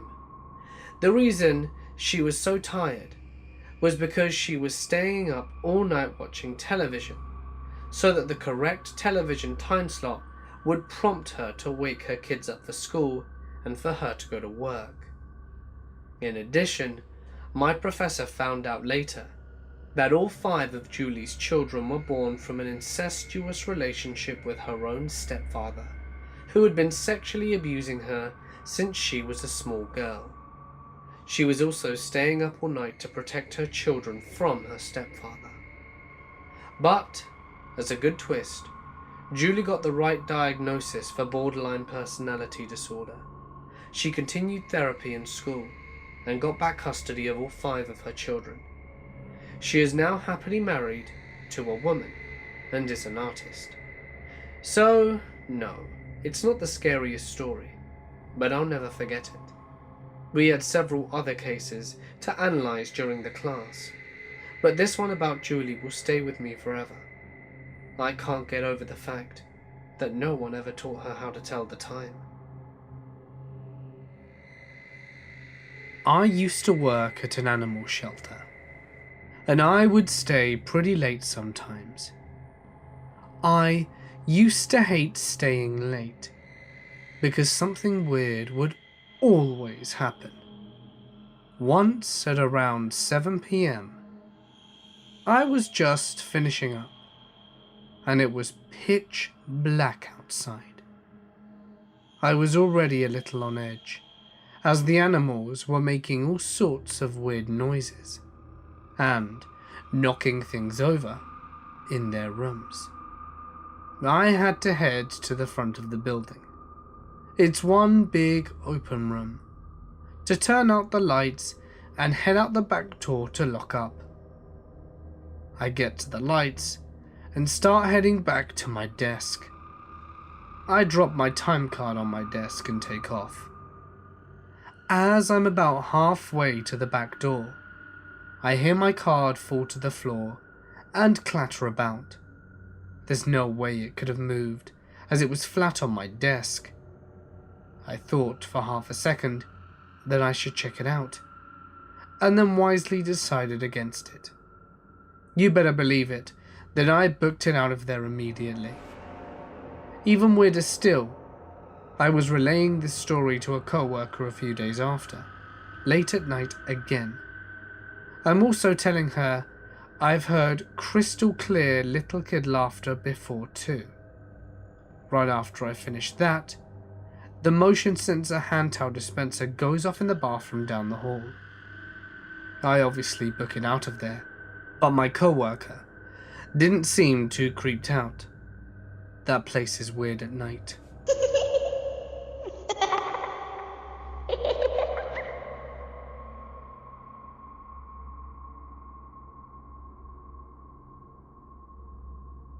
The home I grew up in was in Long Island, New York, and the basement is lined on one side with small windows, probably about 3 foot by 1 foot, rectangular, with sliding glass planes on them. The house was built during the Second World War, so it is made of what they had at the time. Normally, we would have curtains on the inside of those windows, so nothing could see or come in. This particular day, my mother had been washing them and hadn't put them back up yet.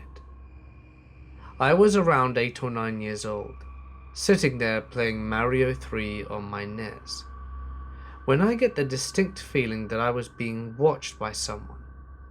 I look over my shoulder to the window and see the outline of someone's face. Once they notice me looking at them, they knock on the window really loudly, vigorously wave at me, and then bolt off, hopping over the neighbour's fence into the adjacent yard. Needless to say, I was left on the Nez and noped my way out of there as fast as possible. The next day the Nez was moved up, and the very next day the Nez was moved upstairs to the family room, and I still check to make sure the curtains are on when I am down in that basement. This happened 8 years ago, when I was a sophomore in high school. My urban exploration friends and I went on a bike ride looking for cool places to explore in a relatively dilapidated area, when we discovered a really creepy cave, which turned out to be an old abandoned cement mine. We did some mild exploring that first day, but quickly realized it would require more gear to go through to explore, including flashlights and respirators. About a week later, the 5 of us came back with the proper gear and a camera to see what we could find in the mine. We discovered there was basically one main shaft that sloped downwards and deeper into the earth. So we followed that main route. It was wide enough for a car to drive down and was pretty well graded, so the walking was easy. There were many rooms, old machinery, and rusting equipment off this main shaft, but we mostly avoided it in the beginning. We were trying not to get lost or confused. Along the way, the walls were littered with the classic abandoned graffiti. Simon was here.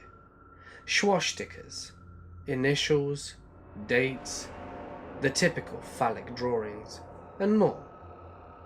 As we got deeper and deeper though, the graffiti really thinned out.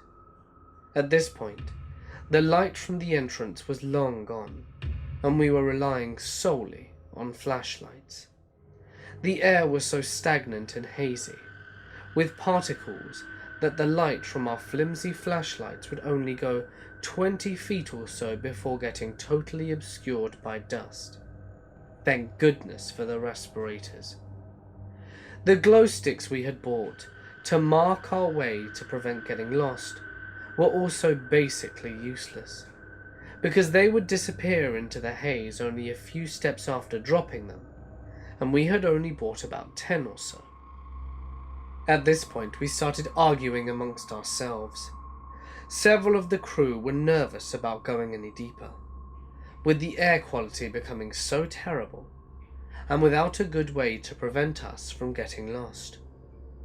We were probably a quarter of a mile into the earth now, and the rest of us managed to override that sentiment of fear by assuring them that the path was easy and straightforward, so we would have to try to get lost.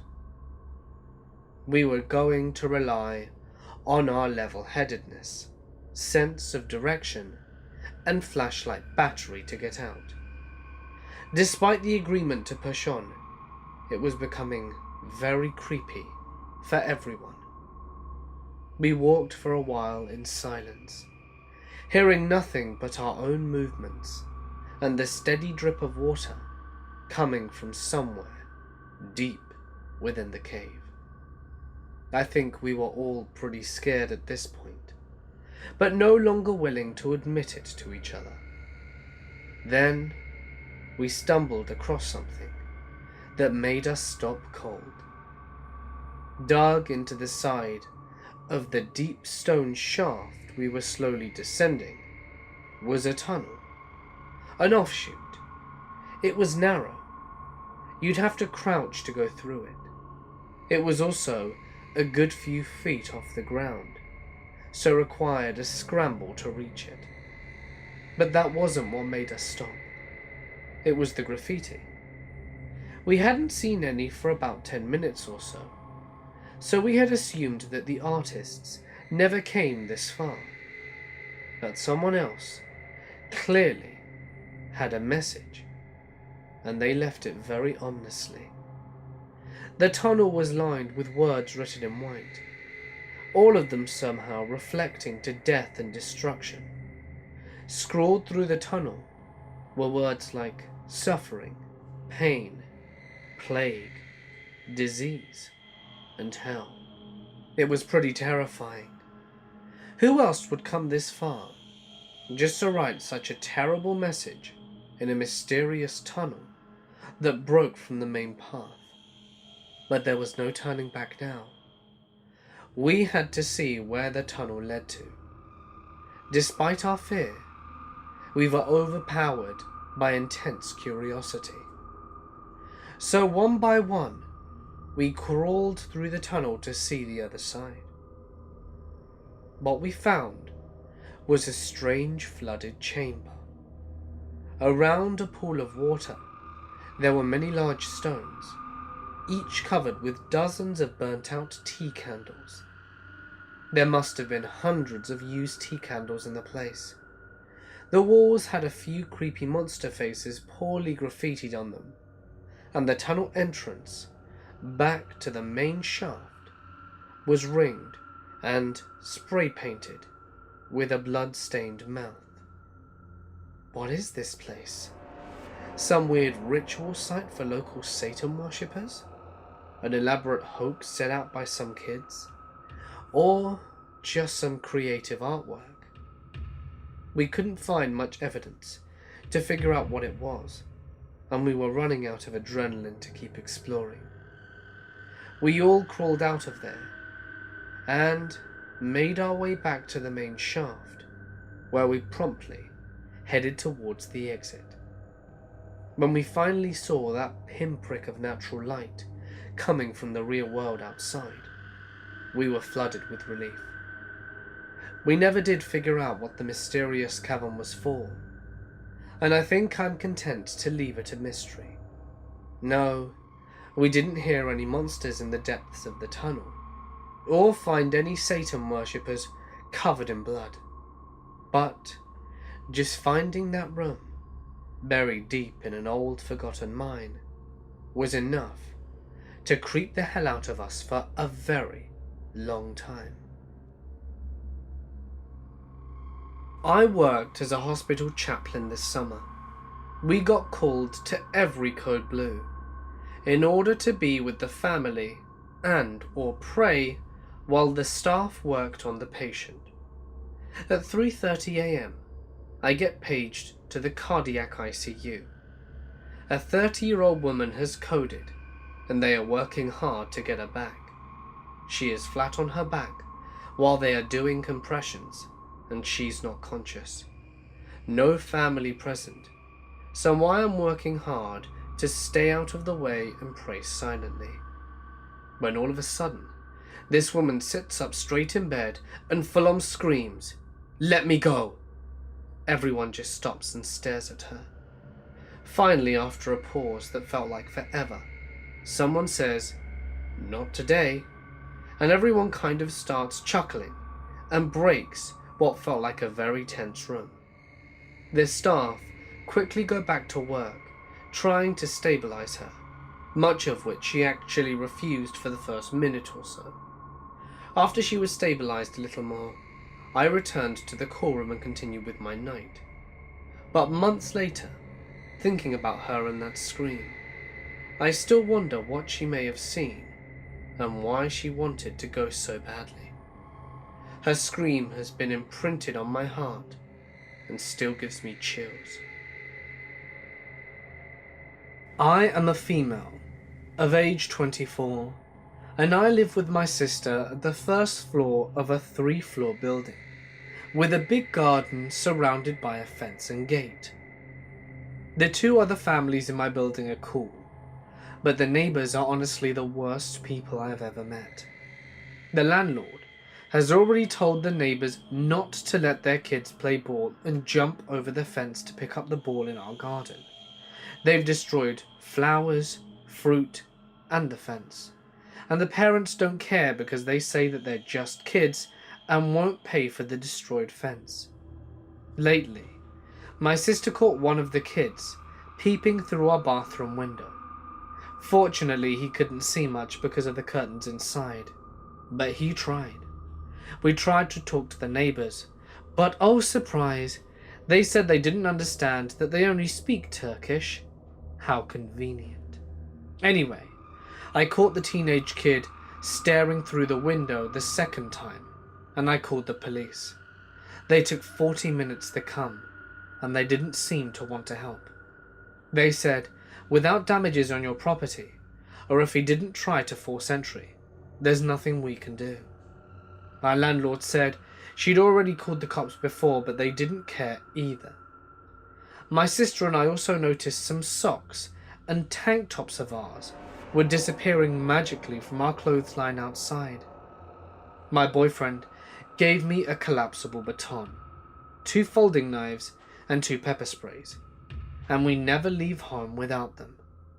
It's annoying that nothing can be done about the situation. We're planning to move out. But why should we? Parents won't educate their kids, and the police won't help you. Something has to be done, but I'm not sure what. There is this abandoned mental hospital in my town called Prudhoe Hospital, near Newcastle in the United Kingdom, which is sort of the scary place kids go to show bravado. It's surrounded by woods, so obviously you hear a lot about it. You hear lots of stories from people after it was abandoned, but the spookiest things come from when it was still in service. My mum worked as an auxiliary nurse there for years, and she said at night, the crippled kids who couldn't move due to severe disease and birth defects would somehow get out of their cribs and into the middle of the floor on the wards. Whatever was doing this would also go around and remove blankets from all the patients and again pile them in the center of the room. Eventually security was hired, believing it was someone getting into the hospital at night and doing these things to scare people or just to cause trouble. However, even with security, they never found out who was doing these things late at night. This is only one of the hundreds of stories I've heard. It's quite spooky, and seems like whoever you talk to has a different story. I used to be a security supervisor at a hospital with an abandoned old hospital on site. We had to do walkthroughs, and I worked the graveyard shift. The place was creepy cool. I felt a bit like an urban explorer, but creepy nonetheless. It was like something out of 28 Days Later. Some lights worked, others didn't. Others still just flickered. So I'd be walking down a hallway with some pitch black rooms on either side, in a section where the hallway lights were out, and the next section the hallway lights were flickering. I always felt like a hobo could be chilling in a room and have me at the disadvantage, as I'm loud, with keys, a flashlight and a radio, and I always felt uneasy. On this one occasion, I showed up at midnight and saw the whole top floor of the hospital had every working light turned on. The split shift supervisor told me that he had called the maintenance guy, as they were the only other people with keys, and they hadn't been up there. He said it happened around 11, and he was putting it off for me to handle. Place stood out like a beacon across the whole hospital grounds, so I grabbed one of my guys and went up, and we walked together and turned it all back off. We didn't find a soul, but they could have duped us or swapped to a different floor. Only part of the abandoned hospital that's still in use is the psych ward. One time, the nurses called complaining about people moving furniture above them on the abandoned floor. So I went up and found the place a mess, but I didn't see anyone. We went down to tell them, and they saw up and down that it was loud and there was a lot of noise. One time, I was walking through the old ICU. No lights in the whole place, except one side hallway, and it flickered. So I'm walking up, uneasy as usual, and I'm walking past the side hall, and the lights flick on. To my left is a bloody man in a chair, and I damn near shat myself. Lights flipped off, and then when it came back on, I saw it was a mannequin, or CPR dummy I think, covered in some red paint, that was propped up on the chair. Turns out, some cops asked to see the haunted hospital the shift before, and thought it would be funny to set that damned thing up there for me. Lots of other incidents like guards reporting hearing babies cry when there were none. Doors opening independently. Swiveling chairs start swiveling by themselves. It didn't happen to me personally, but we did like to mess with them when they were up there and yell into the mic every now and again. Makes you jump when you're quietly going through that hauntingly empty place. My mother works in a hospital, so I've heard enough horror stories. One that sticks out was when a guy was brought into the ER after being mugged. My mum was supporting his head and neck while he was being moved, and when she let go, her gloved hands were apparently covered in his blood and parts of his brain. Apparently the mugger had hit him so hard in the back of the head with a brick that his head had literally broken. She told me about it when she got home from her shift. I've never seen her look so traumatized. Another incident. The hospital where she works also treats inmates from the prison nearby. When they come into hospital, they're obviously handcuffed to the gurney, resulting in them being convinced that they're either being killed by lethal injection, despite the fact that the UK doesn't have the death penalty, or are being prepared to be experimented on by the government. Once, for some stupid reason, a prisoner was in a room with only a trainee, operating department practitioner, who was keeping an eye on them. Said prisoner was heavily sedated, but he started to come to, then freaked out and ripped out his IV, resulting in blood being sprayed all over the room. The trainee panicked, ran around the room screaming, and my mom and two others ran into the room to restrain the prisoner and throw the hysterical trainee out, all while slipping on the blood that covered the floor. When my mom told me about the prisoner, I was nearly laughing at the comedy skit-esque setting. She said that she'd never been so close to slapping a trainee before and telling them to sort their shit out. A lone abandoned farmhouse in northeast Iceland. Langanes. That's the place. This was a real, edge-of-the-earth kind of business. It was a few hundred meters from the Arctic Ocean, about 10 kilometers from the nearest sealed road, and not a single soul for miles. I was on my own and just heading up for a quick explore. I was on field work up there for other reasons. I went inside. It wasn't too messed up. Not much furniture, some things left in the kitchen, with a homemade poster saying Eyatmot 1982, a festival that celebrates the bringing of sheep before the winter, so it was abandoned at some point after that. I was about to explore the top floor when I heard a creak. I stopped and listened for a few seconds. There was nothing else.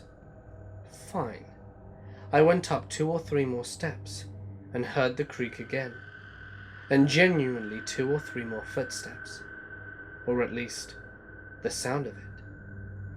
This really got the hairs on my neck up. Now logically, I knew there was essentially zero chance of anyone else being there. As I mentioned before, this is the definition of isolated, in the absolute middle of nowhere. And if you know Iceland, you know that there aren't a lot of people. And I enjoy thinking of myself as a reasonable, not easily spooked man. I went up 1 more step, then heard 2 more footsteps, and something slam onto the floor above, and I legged it. I ran back down the stairs out of the farmhouse, back into my Land Rover, and headed off down the track.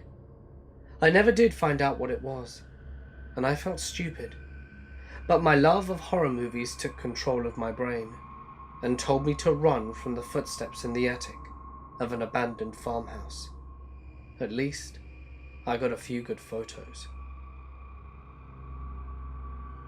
When I was a little dude, probably 4 or 5, my little sister, who was 1 year younger than I, shared a bedroom. Our bedroom door looked over the living room wall, and behind that area was our playroom. The playroom was a level lower and had huge ceilings, so the living room was roughly 6 to 8 feet above the playroom. One night, I woke up and saw a dark, blue hooded figure holding what looked like a candle coming through the wall. It looked towards our bedroom and then continued to float into the living room. I was so little I just hid under my blankets. A few years later, when we lived in a different house, I was telling my mum the story about the blue thing that I saw when I was in the old house. My sister was doing homework at the table, and her ears perked up before I finished my story and said, "Did it have a candle?" "Yeah." "Did it come through the living room wall?" "Yeah." "Did it look into the bedroom?" Yeah, actually." Then my mum says, it didn't have a hood by any chance, did it?" "Yeah. What the hell was it?" My mum says, "I don't know. Your father used to tell me that he saw the blue cloaked guy with a hood and a candle hanging out by the barn rafters at night. I always assumed he was drunk or high, but I never believed him until now. I can still picture that thing so vividly. My sister and I are in our early 30s, but we still talk about it on occasion." My dad was in a cult. So was my mother, but hers was a lot tamer and less interesting. Since I spent weekends with my dad for a couple of years, I was in the cult as well, at least as far as they was concerned. So let's discuss this cult's behaviour. Women were allowed to be ministers, but not allowed to wear pants. Going swimming with these people was the funniest goddamn thing I've ever seen, because they swam fully clothed. They didn't ever wear shorts. They believed that they could speak a secret ancient language by being possessed by either God or the Holy Spirit. It was kind of unclear which. In reality, they sounded like someone was trying to speak Hebrew with a racist accent. They didn't believe in doctors, and they once tried to heal one of my cluster headaches by putting oil on my head and babbling in tongues. All the kids were homeschooled, and the parents constantly tried to set their children up with each other, with the expectation being that they'd marry within the faith. There weren't that many followers. Higher education was just not a consideration. All these people were either factory workers or stay-at-home mums. The worst part, though, is that they were all super nice people. They were all good to each other, and they would all give you the shirt off their backs. But they were ruining their kids' lives. Last I heard of it, they all just sort of fell apart and people moved away. My dad moved with his second wife to another state, and I haven't really seen anyone from that church since. My biggest hope is that those kids were okay, because I think some of them got really messed up.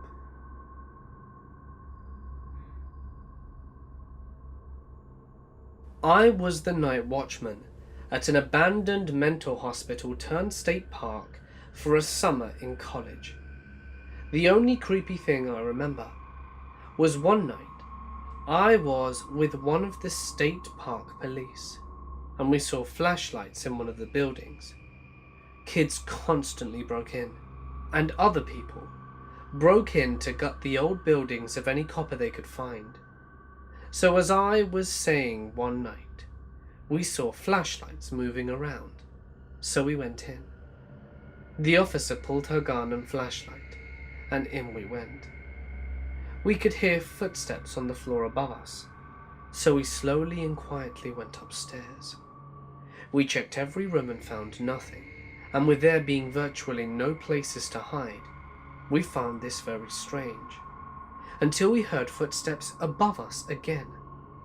This happened for a few floors, until we were on the very top floor below the roof, and we heard footsteps up on the roof, so we went up there. Still nothing. We never found anyone or any indication that anyone had been there. It was friggin' creepy. There was another night that was extra spooky. I was driving along one of the trails through the woods with one of my friends. There are no lights on the trail, only light source was my headlight. About 20 or 30 yards down the road, I saw a big branch down. I slowed down to drive around it, and my friend screams, "Holy shit! That tree branch just looked at me." I jammed my brakes, and we both jumped out, as someone took off into the trees. It was a dude, full camo from head to toe. I had a patient who was older than dirt, riddled with cancer, and was in the hospital for a DVT. He died between rounds, but we had to code him anyway. As I was pumping on his chest, while everyone else was moving his roommate out and bringing the crash cart, he started vomiting this disgusting, thick, brown, red crap. Every time I thrust, more would come out. I am trying to do effective compressions while holding his head to the side to prevent, or rather, at least, reduce aspiration. We coded for more than an hour, and he never stopped being dead. And then, I had to stay like an extra 2 hours to finish the work I didn't get done. Oh, and there was also the incident of the dude who had his toe amputated, and then we saw him back a month later. He hadn't changed the bandages at all, and his wound had got maggots in it. Apparently, his daughter came to his house to take him out for Father's Day. She helped him dress, saw the maggots, went out to eat anyway, then brought him to the ER. The ER opened the bandage and went, "Hey look, maggots," and replaced it, then sent him to the floor. Day shift nurses looked and went, "Oh my god, maggots," and left it for us.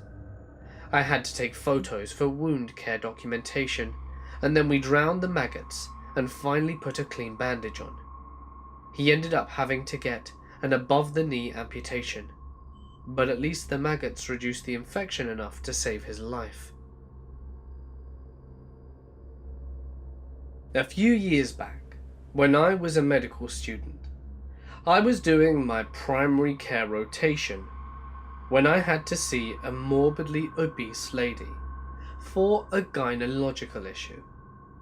She said she was having a lot of itching and soreness in her vagina. Even as I set up for a pelvic examination, I could already tell it wasn't going to be good. I could smell a foul odor already, and I hadn't even looked. I was gloving up when I got so nauseated that I was about to get sick. So I excused myself and lied to my attending that I had a problem taking a look, 'cause she was so obese, and I didn't have much experience with such a challenge. The truth was, I just couldn't stay in the room. It smelled like rotting vagina. A few minutes later, my attending called, in order to show me what he has found. I thought for sure it would be an aborted fetus, but I was wrong. I go in with my mask, and there, my attending dangles this cylindrical object covered with bloody debris. It was a tampon. She apparently had difficulty removing it a week ago, and my attending kept saying, "It stinks like a mag."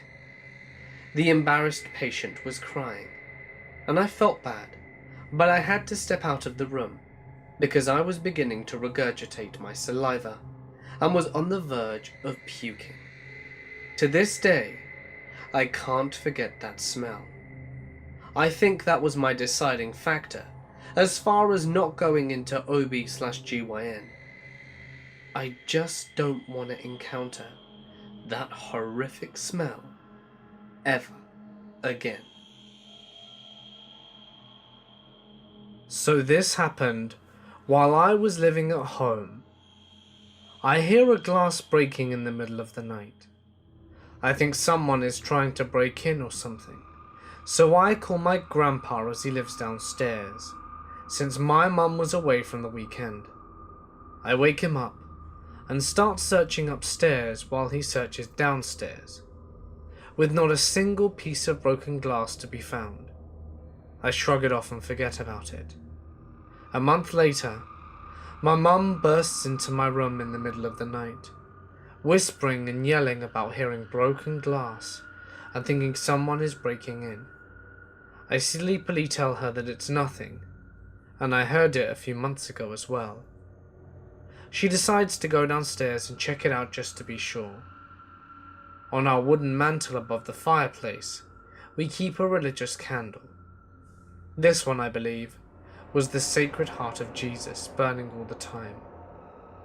We've had it for the past 21 years, and I think even before that. Nothing like this had ever happened. My mum walks downstairs to see if half of the candle glass had been shattered. The liquid wax poured out into a river, and somehow the flames travelled down the liquid wax and lit a little corner of our wooden mantelpiece on fire. I have never seen glass break happen like that, and I've seen a lot of glassware break in my time, in labs and in chemical engineering student life for many different pressures, temperatures and stress factors, and I have never been more scared in my entire life. My father went with a group to go on a trip to Tanzania to do some medical work in a poor village. For a few nights of the trip, the group stayed in a hotel. My dad was sharing a room with another man from the group with separate beds. One night, he is woken up by his roommate who had the light on. He looks terrified, trembling and praying. My dad asks what's wrong, but he wouldn't say anything about it. My dad is obviously concerned, but since he couldn't do anything about it, he went back to sleep. The next night in the middle of the night, my father gets up to pee. He walks to the bathroom and starts to relieve himself when he catches a very strong scent of body odor. He, and most of the people from the group, are daily deodorant wearers, being from the US, but many locals in Tanzania don't wear it as frequently. So when the smell hits his nose, he realizes that him and his roommate may not be alone. He turns around and sees standing there in the doorway a local woman, shaking violently, her eyes rolled up looking on the ceiling. He panics, as no one should have been able to get into the room. He turns back around towards the bathroom in a moment of confusion. But then when he turns back, she's gone, as if she'd never been there to begin with. thoroughly shaken. He goes back to bed, thinking that maybe he was dreaming or seeing things. He lays back down on his side. This story happened to a girl who attended my high school and was 2 years my junior. Our story begins as Daphne was going to bed one night during a Charlotte winter, which can get unpleasantly cold. Daphne tells that she remembers being restless during her sleep, and that she remembers groggily waking up and pulling her covers up, which had gotten displaced several times throughout the night. At one point, Daphne wakes up, shivering as once again her blanket had been yet again maneuvered away. Without moving or opening her eyes, Daphne lays in silence, wondering why she would keep kicking her blanket off in her sleep, when she felt her blanket being pulled towards the foot of her bed. Terrified, Daphne opens her eyes to a man staring at her intently while pulling away the covers. Immediately, Daphne jumps up, screams, and runs out of the room to her parents. The man escaped through the window and was never found. The police were called and discovered beer cans and a knife under her bed, giving them a reason to believe the man would frequently watch her at night. No one knows if the man was planning on raping her, or merely liked watching her in her sleep, or was having himself a nice wank while he watched her.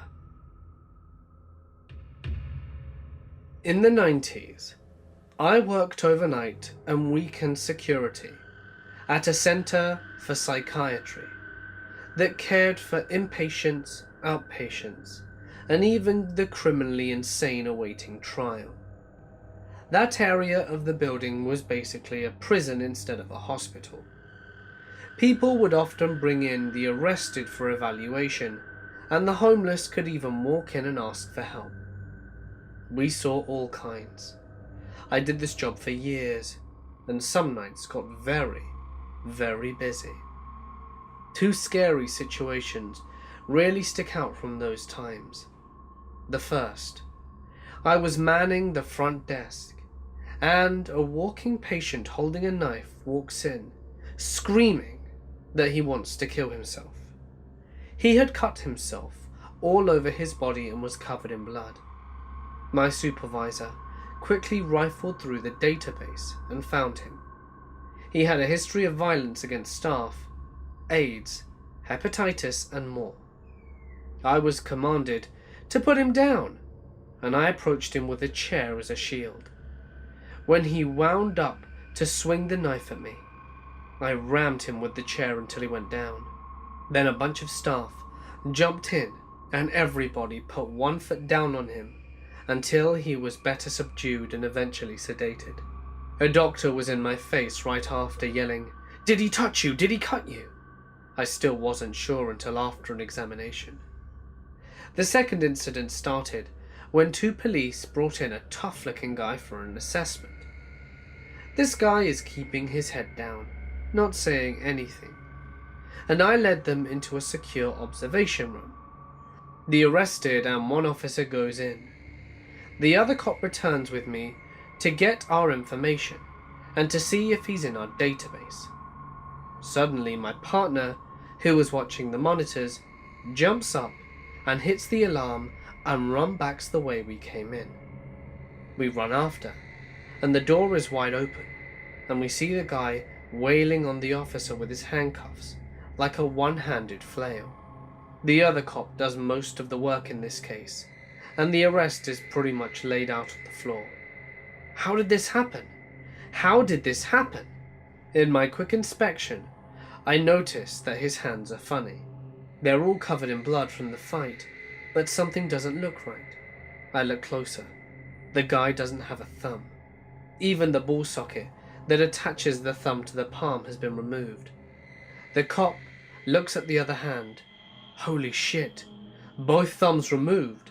They cuffed the guy and didn't notice he was missing both thumbs. the cuffs would just slide off. Still thinking about that guy. How? Why? For what reason? What crazy world was he a part of, where something like that could even happen? I still wonder.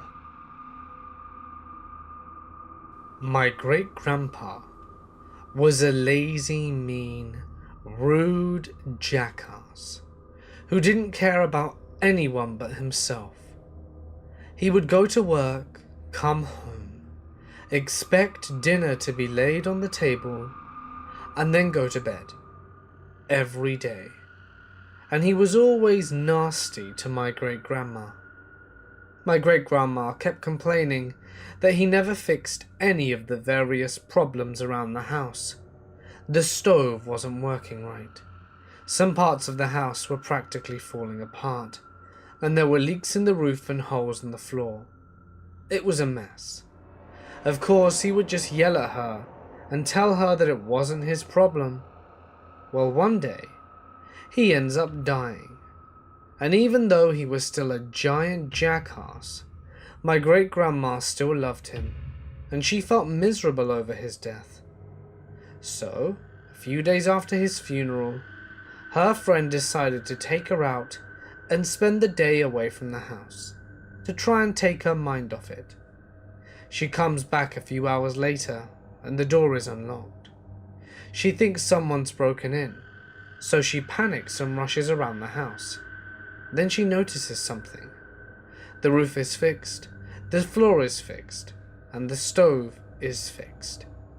Everything that she complained to her husband about was repaired.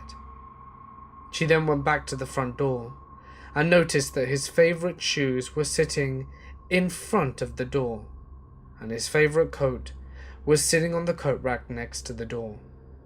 The door was open, and while she could still see out the door closed all on its own. I met a sociopath. A sociopath who beautifully played the role of an ordinary, normal human being. It took me quite some time to realize he was playing a role that he had been rehearsing for years, giving his grand performance on a day-to-day basis. It took me even longer to realize that I was playing the part of the leading lady, but so were dozens of other women. We all were. We were all understudies for one another, and we didn't even know it, all feeding into the same twisted fantasy that felt all too real. This story begins for me as a hopeful 19-year-old girl in the midst of pursuing an education in creative writing. Prior to my first English class at university, I looked my prospective professors up on the internet. You know, those quirky rate my professor sites that we're all fed into. The comment section floored me as soon as I entered his name, as I was met with reviews of what an attractive and wonderful human being he was. As you can imagine, I sat patiently in the back of the room on the first day of class. I expected a Brad Pitt lookalike to appear. So when I was met with a pudgy, balding man in his late 30s, my mind whirled as I looked at my friend to my left and shrugged, feeling silly for bragging about how attractive this man was going to be.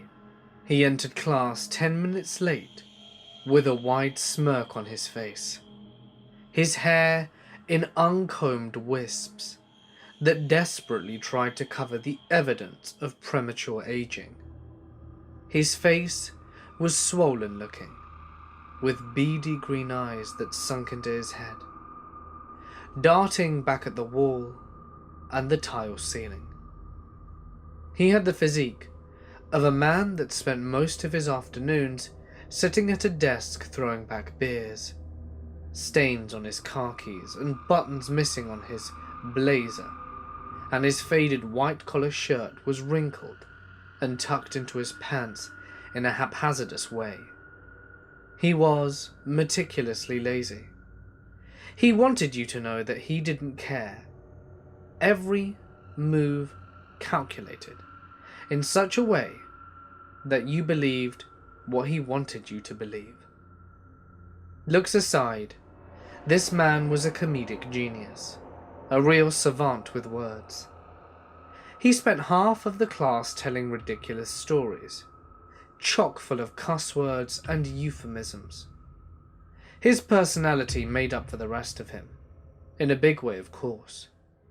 It is later to be revealed that this personality was an act of work of a twisted, deluded art.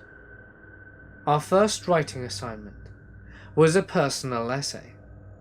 I chose to write a highly descriptive narrative depicting what it would be like to fight a female MMA fighter. It was less than 2 pages long, and most of it was just spent describing what hot asphalt felt like on human hands while doing push-up in the middle of July. I can tell you this because the response that followed my submission of this essay would make you think that I wrote a how-to manual on how to give blowjobs.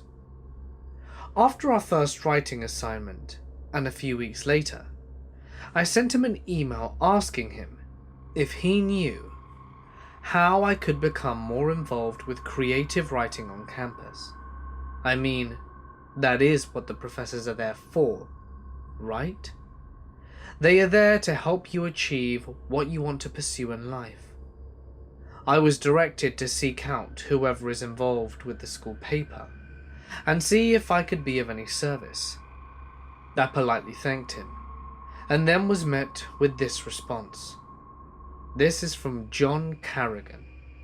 I like the way you write. There's an intimacy and energy and vibrancy about it, a closeness of detail and imagery that generates real emotion. Now for me, this literally came out of nowhere, and the basis of how I am a writer was only portrayed through my personal essay on boxing and octagon rings. But let me tell you, I ate this shit up. You see, as a young female writer who wants nothing more than to be an accomplished published author, this is exactly what we want to hear. I thanked him and virtually blushed.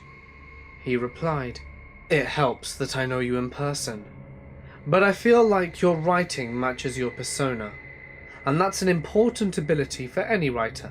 I mean, it's no secret that you are an absurdly beautiful girl, and you have a kind of persuasion and quiet comfort and confidence about you. I notice those things about you quite intuitively, and I can feel them translated onto your page that kind of eases into your own skin and sensuality." I replied, "I really appreciate that. You have no idea how much it means to me. I would love to be a writer someday, so all that you have to offer in terms of advice really helps." Then the teacher replied, "You deserve it. I'm going to assume that you know that you are quite gorgeous, because, well, how couldn't you? But you show an ability to grant that beauty and sensuality in a kind of artistic vibe and spirit. It becomes something as opposed to just being something that you look at in a static way. Sometimes beauty is just about being sexually desirable, but that grows boring after a time. Yours is a kind of attractive creative idea and identity, if that makes sense. You don't shy away from your sex appeal in your writing, nor do you commercialize it in the easy way. You translate it into a kind of closeness and intensity of imagery and experience that you're privy to, and know that you never have to feel appreciated. You are smart, talented, sweet, unique, creative, and beautiful. It is not exactly a chore to be around you, you know. Just so that you know, this professor had me in class for less than 3 weeks at this point." I replied, "I'm completely flattered. Could I give you some of my writing samples to proofread and give me feedback on them?" The teacher replied, "Of course. You help me just as much having people like you in my life. It is what makes everything worthwhile. The things that give you energy to think and create and feel and leave your whole soul out there. Beautiful, insightful, talented and passionate. You are unique, and that is never lost on me. I thanked him again and was really blushing, and I said it was a pleasure to have someone like him as a professor. He replied for one last time, "The pleasure is all mine, really. I feel lucky to get to know you and hopefully spend time with you after the term. You are an incredible girl, and alluring in every way, attractive intellectually, emotionally, and physically. I would want to hang out with you, no matter where I knew you from." This kind of dialogue continued for quite some time. I truly believe that we had some kind of out-of-this-world connection, on a literary level. By this time, he had asked me for my phone number, so that he could better communicate with me about my writing. I agreed. I saw him as a mentor that I could have for life, someone that would guide me through my writing woes and success.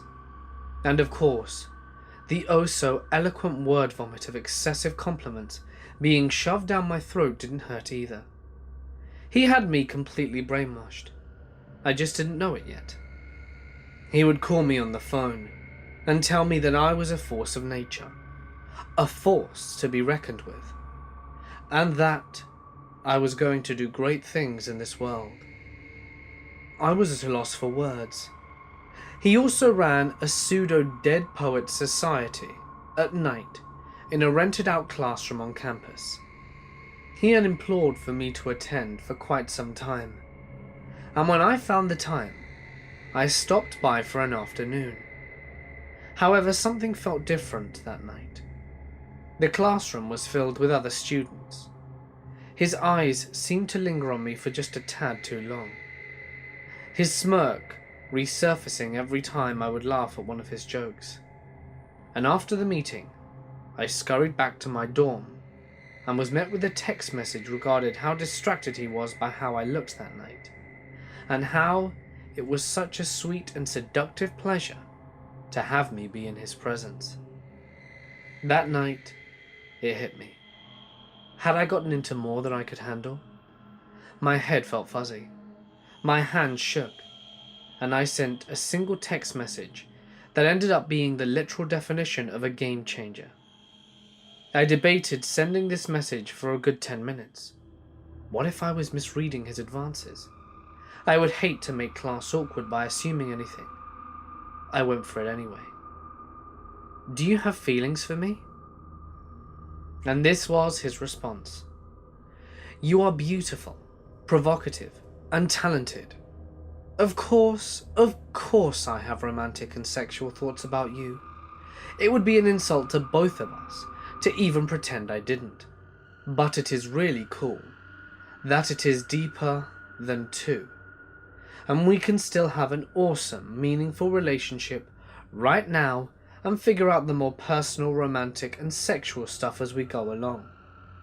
I guess what I'm trying to say is, being attracted to you does not blind me from the cool connection we already have. But yes, I am of course attracted to you. And I would be a liar if I pretended that I was not thinking of how nice it would be to kiss you." The first thing that came to my mind was, am I the only one? I wanted to know if this was the kind of behavior that he participated in often. So I made some sort of sarcastic and smart-ass resort as to whether or not he frequents in picking up his students. I was met with a reply. "I certainly don't frequent in picking up students, and I don't think of you in that way anyway. The truth is, I'm not into you because you're a student. I'm into you because of who you are. I would have been no matter what. And I kind of see it as a grand coincidence that you happen to be a student at the university that I am a professor at." I would find out a year later that being a student was exactly what he was attracted to. You see, there was never any coincidences here. There are no such thing as coincidences. We did not meet under the instance of fate. This was a calculated formula, years mastering and practicing, and I was just his latest victim who majored in naivety. He purposefully sought out women that were young, attractive, vulnerable, and under his command as a power figure. He sought out the writers, the young women who were drenched in the smell of hopeless romanticism, the kind of women that would become weak at the knees for his kind of text message poetry. This was the game he played for years, and he would continue to play it for years after we parted. That night I fell asleep, phone in hand, and I woke up to tens of missed messages. The telling of these kind of feelings is always better in person, but even better than that, the kind of unscripted, spontaneous reactions and looks on faces, the nervous movings of hands and feet or whatever, those are pretty cool, and always better in person. One thing about me that you must know, sex is just boring, and stupid if it's only physical. You are insanely sexy, but the truth is, I'm over that. Because if there wasn't some inexpressible thing there with it, it would bore me in about 5 seconds. Yes, you are sexy, and evoke a physical reaction, but that doesn't matter. You are alluring to all of my senses and mind, and my heart. And that is what's cool, and it's what makes your physical beauty and sex appeal matter. God, what I confess to you makes me want you even more. It's an intoxicating feeling that is not all just physical. It has this artistic, passionate quality too. After reading that, I felt nauseous. I contemplated responding and putting it off for a few hours. What have I gotten myself into? I was wet with more messages as time passed. He said, and I must tell you, that as I went to sleep I had this amazingly intense desire to be really deep inside you as I kissed you softly.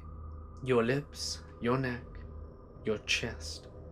But the thing was that it wasn't it at all. It was coupled with an equally intense desire to hear your voice softly in my ear afterwards.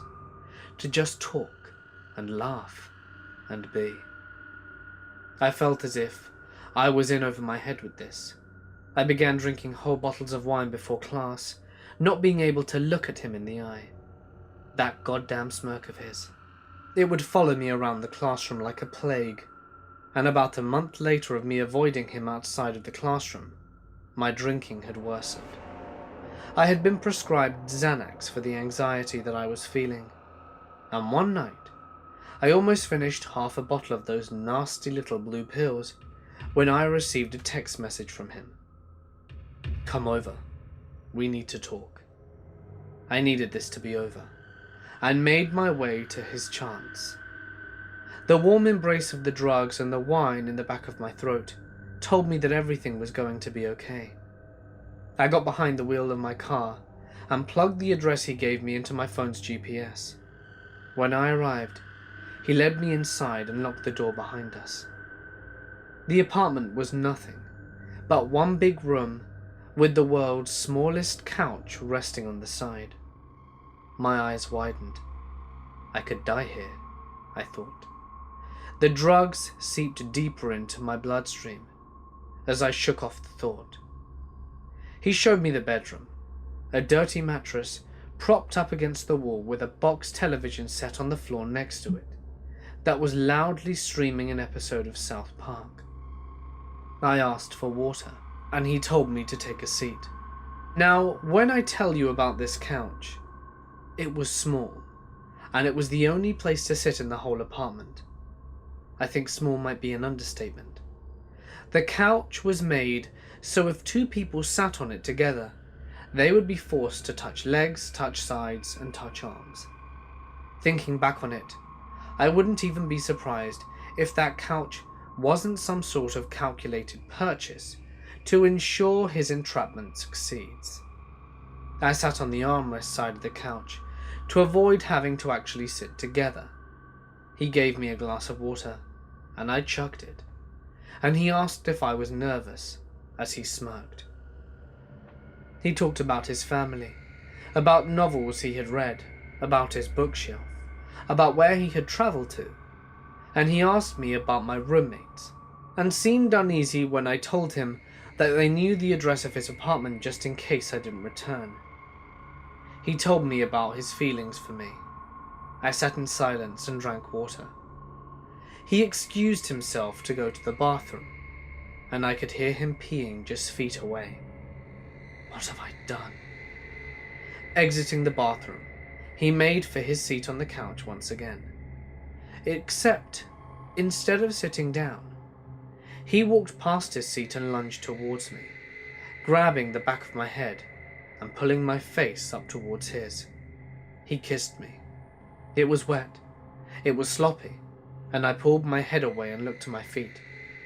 For some reason I will never understand, I said, "I'm sorry." I asked to leave, and he walked me to my car. As I pulled out of the apartment complex parking lot, he followed my car halfway down the road, smirking and waving. I got back to my dorm room that night, after meeting him in his apartment. I locked my bedroom door and cried. A text message appeared on my phone. "My dear, you are an impossible woman not to kiss. I feel silly telling you how amazing it was to be with you, because it is beyond expression. Every hour has been a fight against the will and logic to not plead with you to come back, so that we could wake up in the same bed, smelling like each other, tasting like each other. Being next to you is intoxicating. Kissing you was a wonderful feeling. It made me yearn to be so close to you, inside of you. Not even for the physicality of it, but because that is the purest, most raw, most real, and deep way to experience the emotional and intellectual aspects of it." What was happening? Did he not see the fear on my face as I left? He was making it seem like we had some kind of epic night of romance that shook the world and the ground that we walked on. I didn't understand. He had this way of convincing me things were happening that really weren't there. That emotions existed, but they were only in his mind. So anyway, after that night I cut him off completely. I told him to only talk to me if it was in regards to my studies, class, or any academic matters, and I was met with this response: "You would not like to see me in opportune, non-classroom settings? Well, the went to part is unwavering for me. The wanting to be near you, to spend time with you, when the only noises we can hear are each other's voices and heartbeats. The desire for those moments doesn't go away, and it won't." I tried to move on. The semester ended, and over the summer we had some contact. He asked me on dates. He sent me his writings, and I tried to look past the romantic feelings he shared with me, and tried my best to coexist within his world that he had constructed. And then, the webs he had begun to weave started to unravel. Other female students approached me, not for any other reason than light conversation and gossip. They asked me playfully if he emailed me a lot too, telling me that he would email them and compliment them on their appearance, telling them that they had such lovely potential and what a blessing it was to have them in his classroom. One girl even mentioned to me that he had asked her if she would sleep with him, and my blood was boiling at this point. I had been so naive and so blind as to what was really going on. I was not special. He did not care about my writing. He was a serial seducer of his female students, a predator, a liar. He used women to feed his own needs and his own ego. He was an actor in his own play. and we were all his pawns to toy with. I sent him a long, angry text message, citing that I knew he had been seducing other female students. I told him that he was truly a great writer of fiction for his whole life, his personality, and everything, and it was all lies that he had constructed. I was met with an immediate response. I am a little touchy about this subject, because of the fact of the matter that I am young and not married. Every time someone sees me talking to someone, they say, "Oh, I wonder if he and her are at this or that."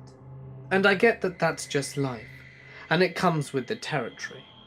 But I would never want anyone to get the wrong impression.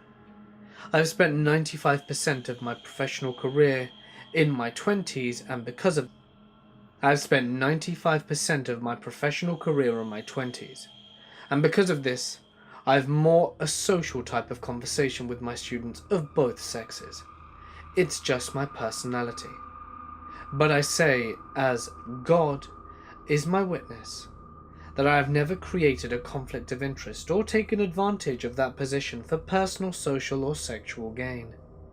Even ever I revere being a professor, I don't know why I would justify myself to someone who judged me without a conversation. But I like and respect you, and it is worth to me. As God is my judge, it's the truth.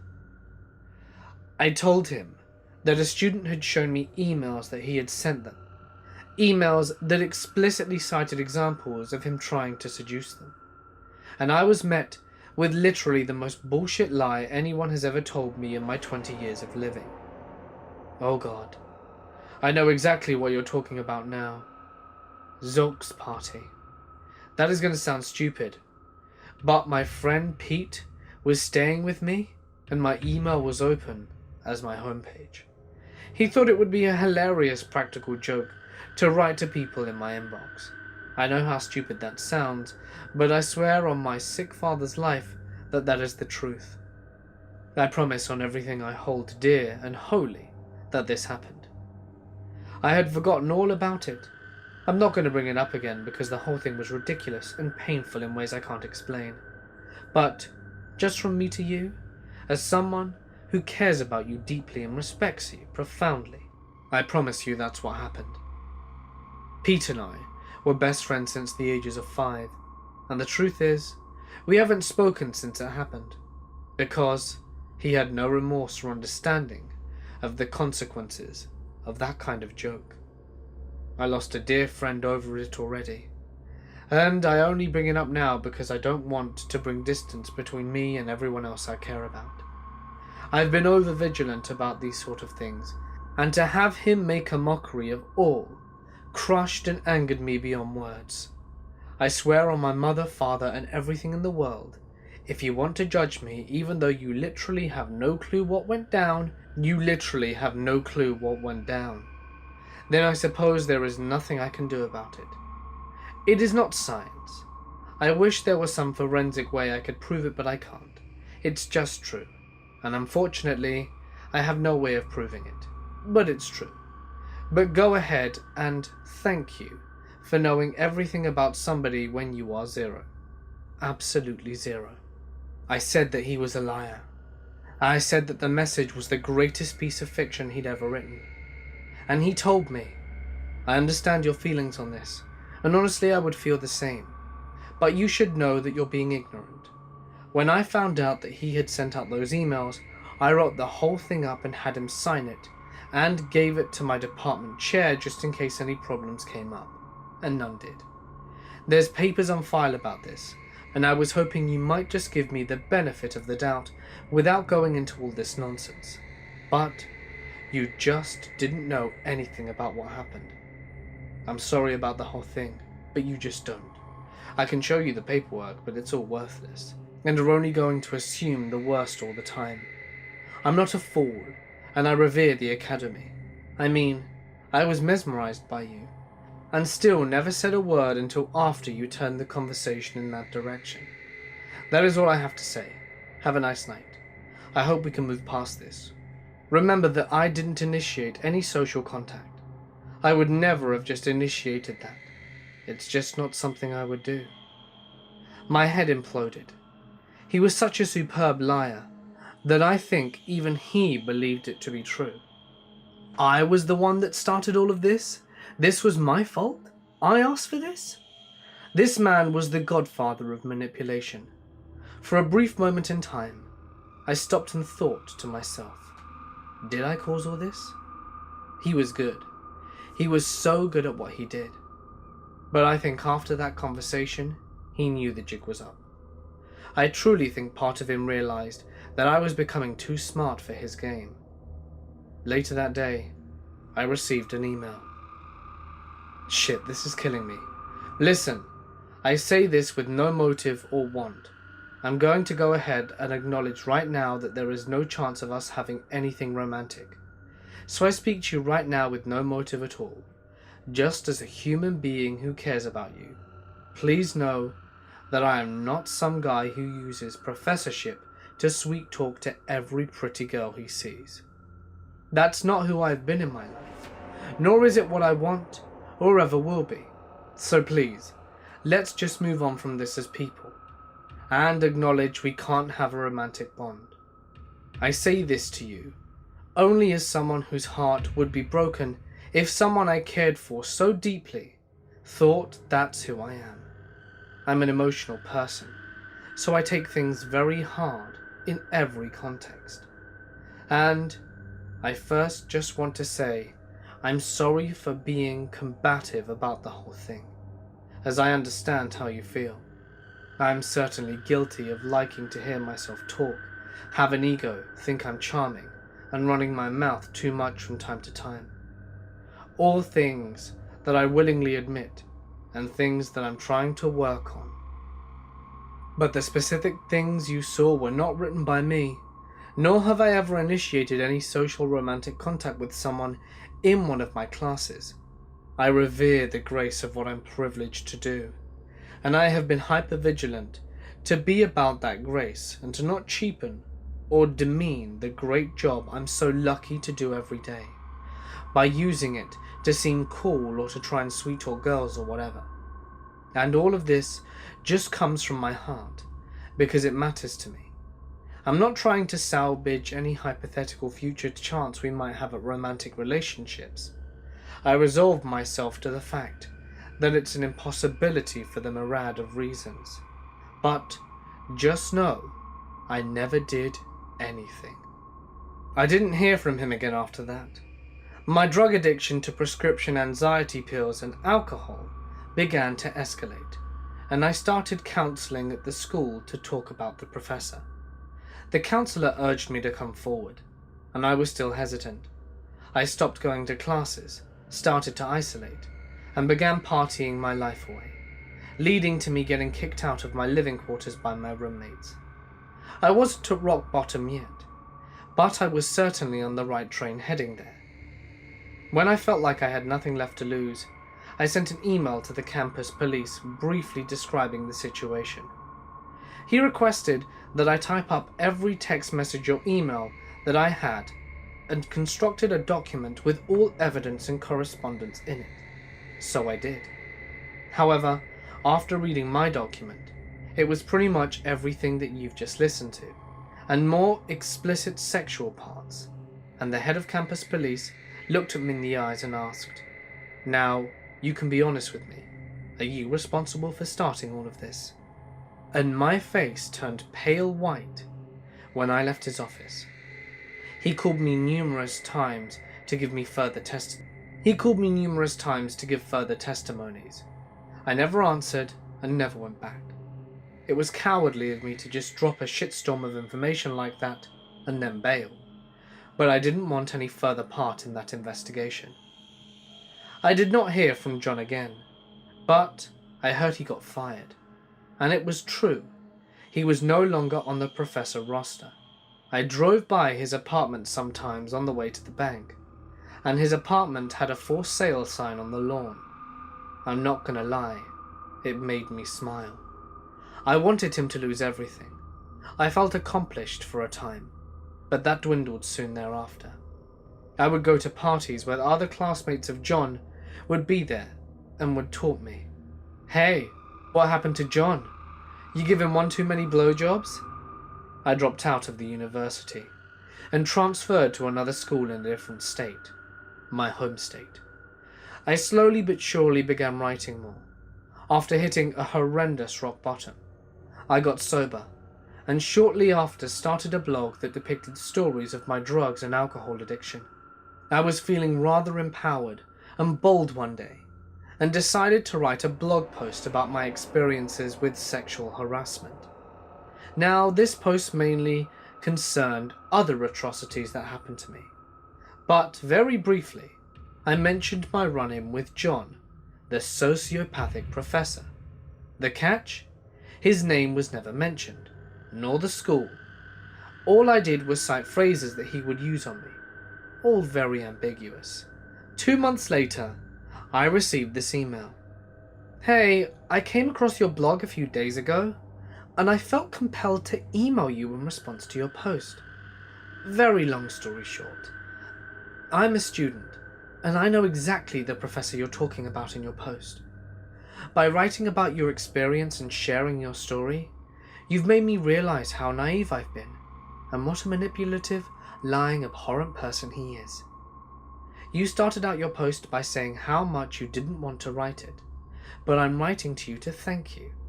You've helped me more than you know, because I now realize I need to sever all ties with him immediately. So thank you. I wanted to throw my phone into heavy traffic. I was furious. I thought I'd stopped him. I thought that I was getting him fired and that he would have learned. But here he was, teaching at other universities doing the same thing. I knew I couldn't let this go.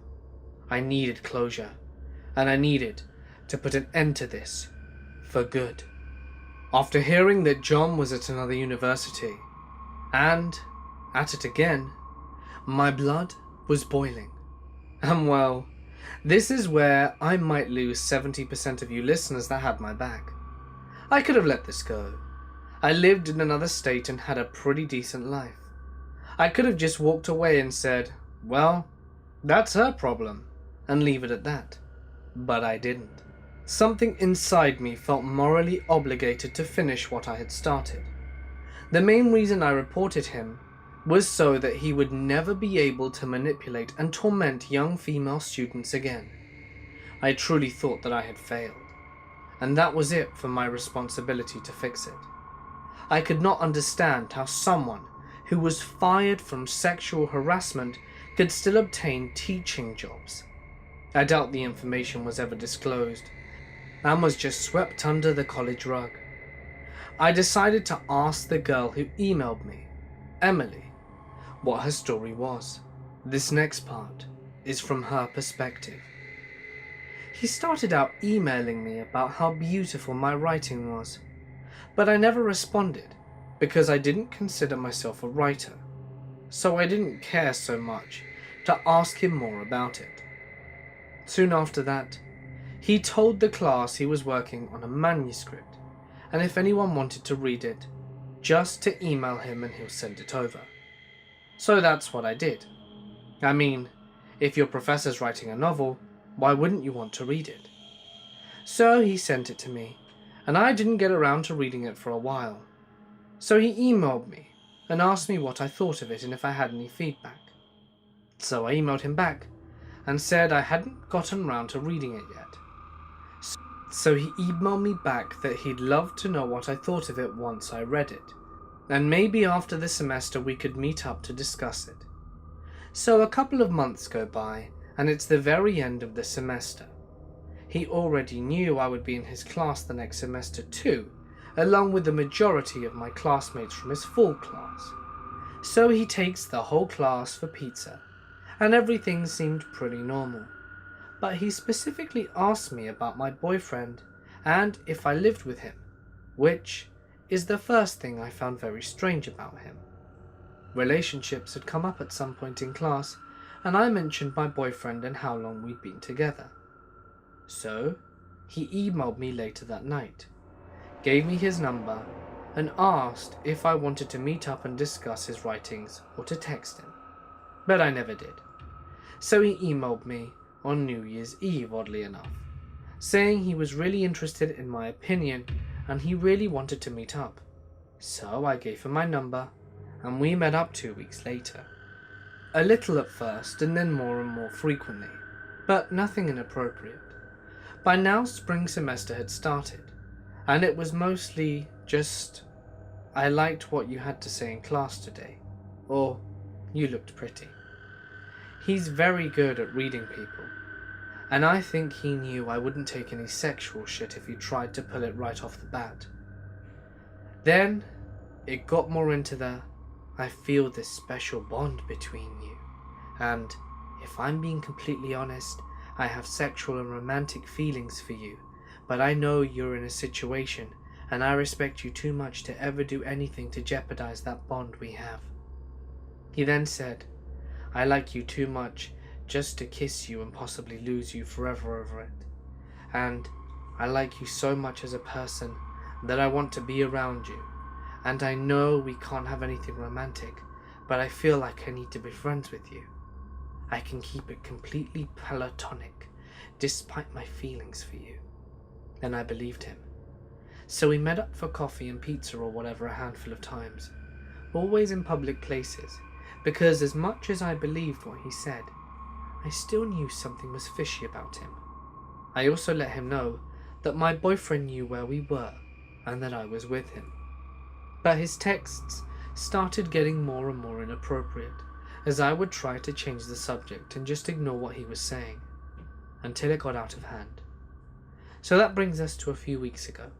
I told him I needed to not talk to him anymore, and he basically said, okay, but just know that something is eventually going to happen between us.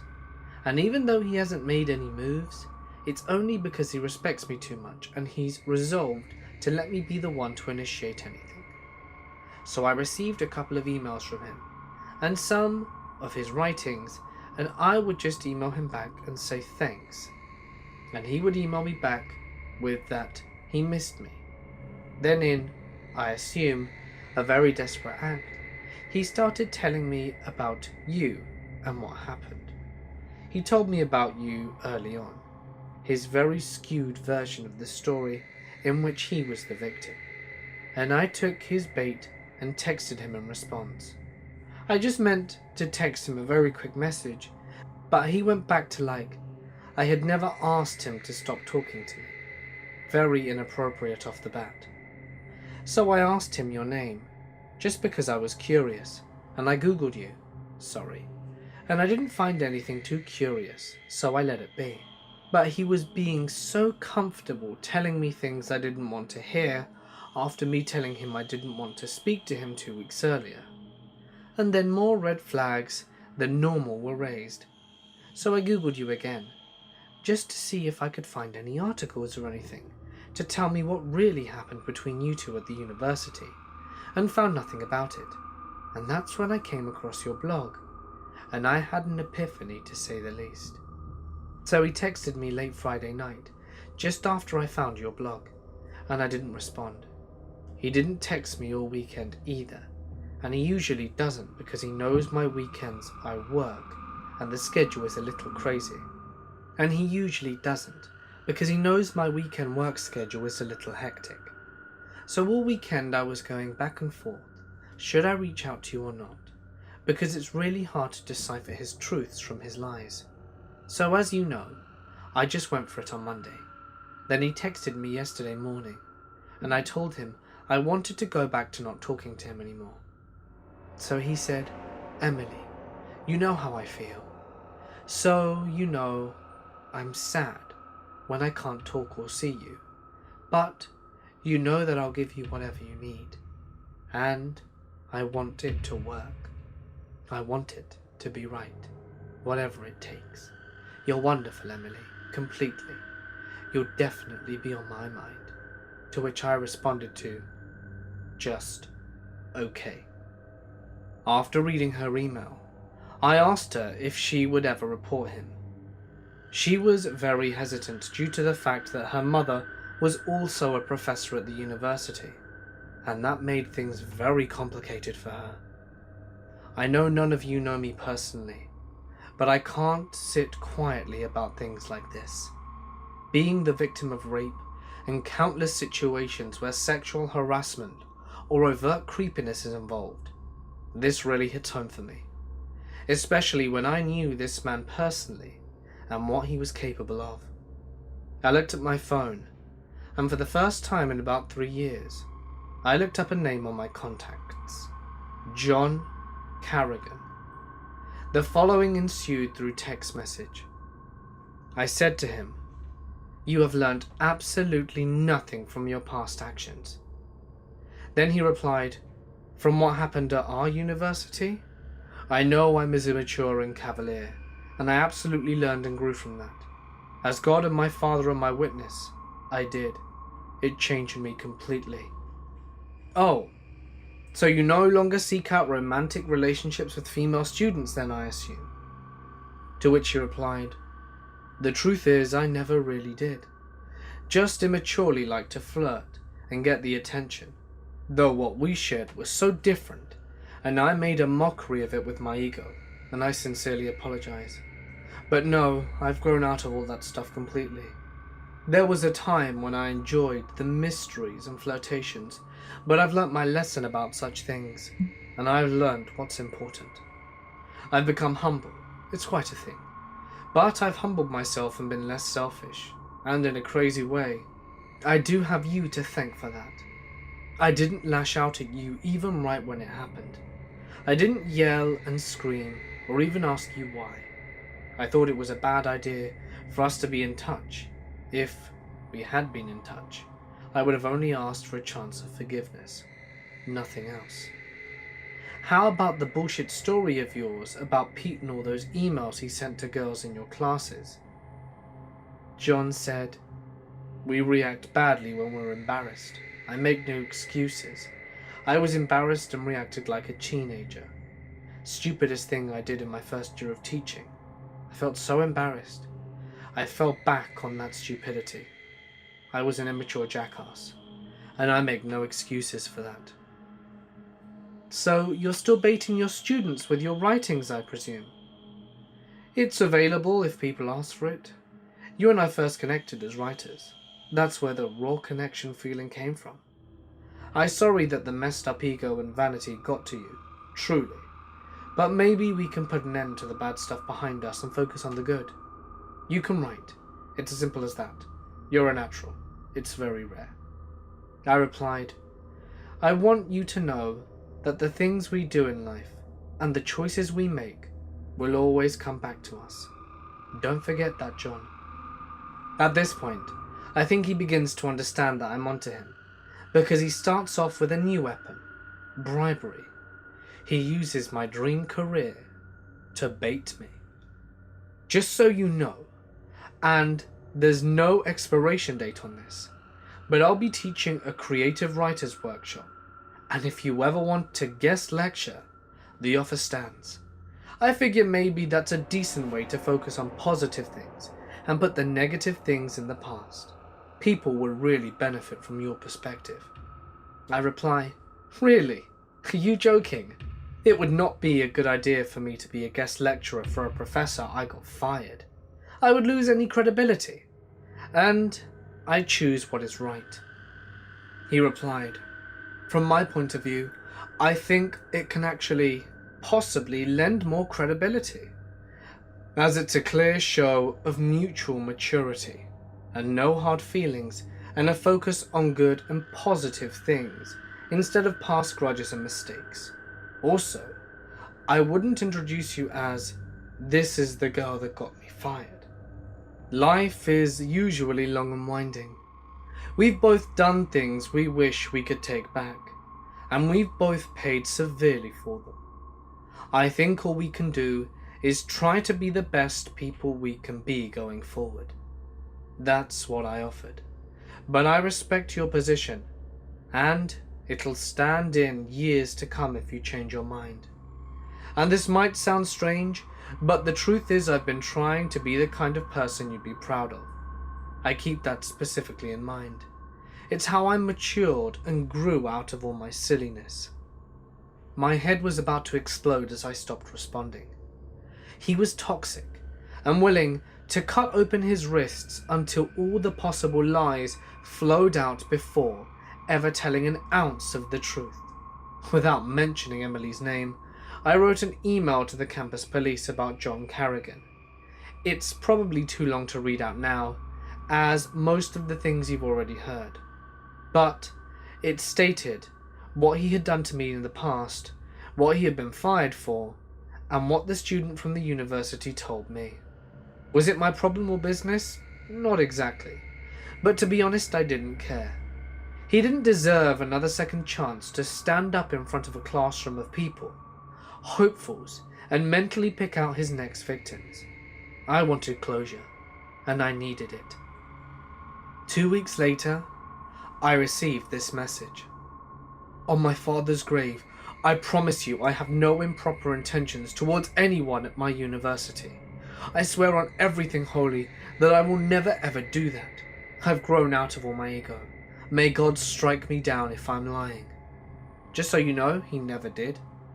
Please, I beg you to stop punishing me for all the bad past feelings. I beg you and swear on my late father, I will do nothing improper. The university just called to say you complained about me, and teaching is all I have left. I told him. One of your students found me and reached out to me. All I did was forward the info and left it there. He then replied, I don't understand. How could someone find you? It doesn't matter. I was stupid and paid the price, and so I'll deal with whatever awkwardness my reputation causes me. I deserve that. That's my responsibility. But I have no bad blood at all towards you. And you and I can leave our stuff in the past and just do our best going forward, right? So then I reply, someone really did reach out to me, whom of which I've gotten to know over the past few weeks, and told me of an eerily similar story. We are only as sick as our secrets. So if there is anyone out there that you need to talk to or apologize to for being a little more than friendly with, maybe that's something to ponder. You get second chances, you don't get thirds. So he responds, something at my university? I'm racking my brain and I can't think of what it could be.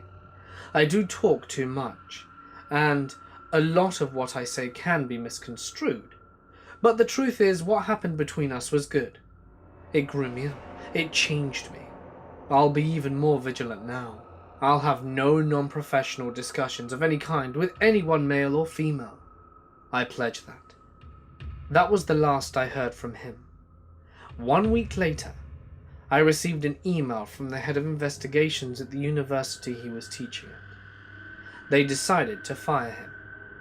Emily emailed me later that day and said that John Carrigan had sent an email out to her and her classmates, regrettably informing them that he was making the decision to leave and pursue other things. He told them he would still love to meet up with them in a non-classroomy setting for pizza, and to hold a weekly literary group at a local cafe with all who care to join. It was then I realized you cannot change a sociopath. I am a nursing student due to graduate in May, who just wrapped up a 10-week internship at a nearby level 1 trauma center. Most of my summer was kind of run-of-the-mill stuff. Gunshot wound, stab wounds, stage 4 pressure ulcers on long-term paralyzed men. And my last day, however, I encountered the new admittant, who staff referred to as the Swamp Monster. He had been found a couple of days earlier, when he walked out of the marsh into a couple's backyard, asking to use the phone since he'd been shot by a state trooper. While the surgeon who admits him believes he was actually impaled, not shot, his wounds were still gnarly. Whatever had impaled him nicked his left ventricle, so in addition to the wound from his initial injury, he also had staples in his chest, and by 20 hours past his admission, all his wound sites had become neurotic. You could smell this from the nurse's station. He got a besides abdominal X-lamp down, since he was 20 litres positive and developing abdominal compartment syndrome. The second they cut through the last layer of fat of his abdomen, his bowels flopped out, along with some excess fluid. They also cannulated him from ECMO at besides the well, involving putting 2 giant catheters into major vessels to redirect blood away from the heart and lungs to get oxygenated in a machine. Opening his chest was an interesting experience though, and he was more neurotic than we thought, and that smell was heinous. I could smell it through my surgical mask. Glad to say, he made it. I was in a small forest near my house one night, around 1 AM on a winter night. The reason for this is because I was practicing meditation, and sometimes like to go out into nature during sessions. I sat under a tree, and the place was deserted when I got there, and just calmly melted into the environment. I managed to get into a pretty deep state, so everything was sort of dreamlike. About halfway into it, these 2 young women came in. They were getting drunk and high, and were giggling and tipsy. They sat down about 20 feet away from me, facing away, chatting, totally unaware of my presence. One of them then noticed me and started freaking out. "What's that? Did you see that?" she said to her friend. Then the other one noticed me, an ambiguous silhouetted lump under a pine tree, and they shrieked. My response, in a monotonous tone, was, "Don't worry, I am a human woman." I was in a particularly deep state at the time, and I didn't really think about how it sounded very strange until afterwards. One of them responded, kind of stuttering, and asked what I was doing. I explained that I was meditating, and they didn't need to worry about me, and they could proceed with their drinking. Needless to say, they laughed it off nervously, and then quickly made an excuse to leave. We went to an abandoned hospital. There was a large square staircase, spiraling up to the roof of the outside of the building. Locked steel door at the bottom, so the only way up was to climb on the outside up to the first landing. My buddy boosts me up. I climb over, and there's a sleeping bag with a steak knife next to it on the landing. I call down, we're definitely not alone here, dude." "No, but it's cool," says a voice behind me, scaring the literal shit out of me and causing me to jump and whirl around. There's a young, dirty, homeless-looking guy standing there, coming down the stairs from above.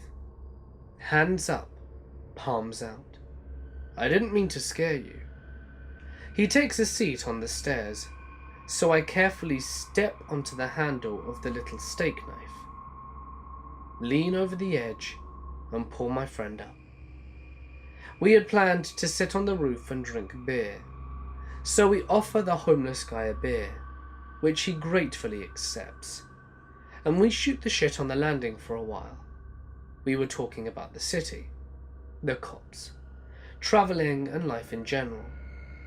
He tells us that he's basically a drifter, and has been in town for about a week or so, but a nice guy.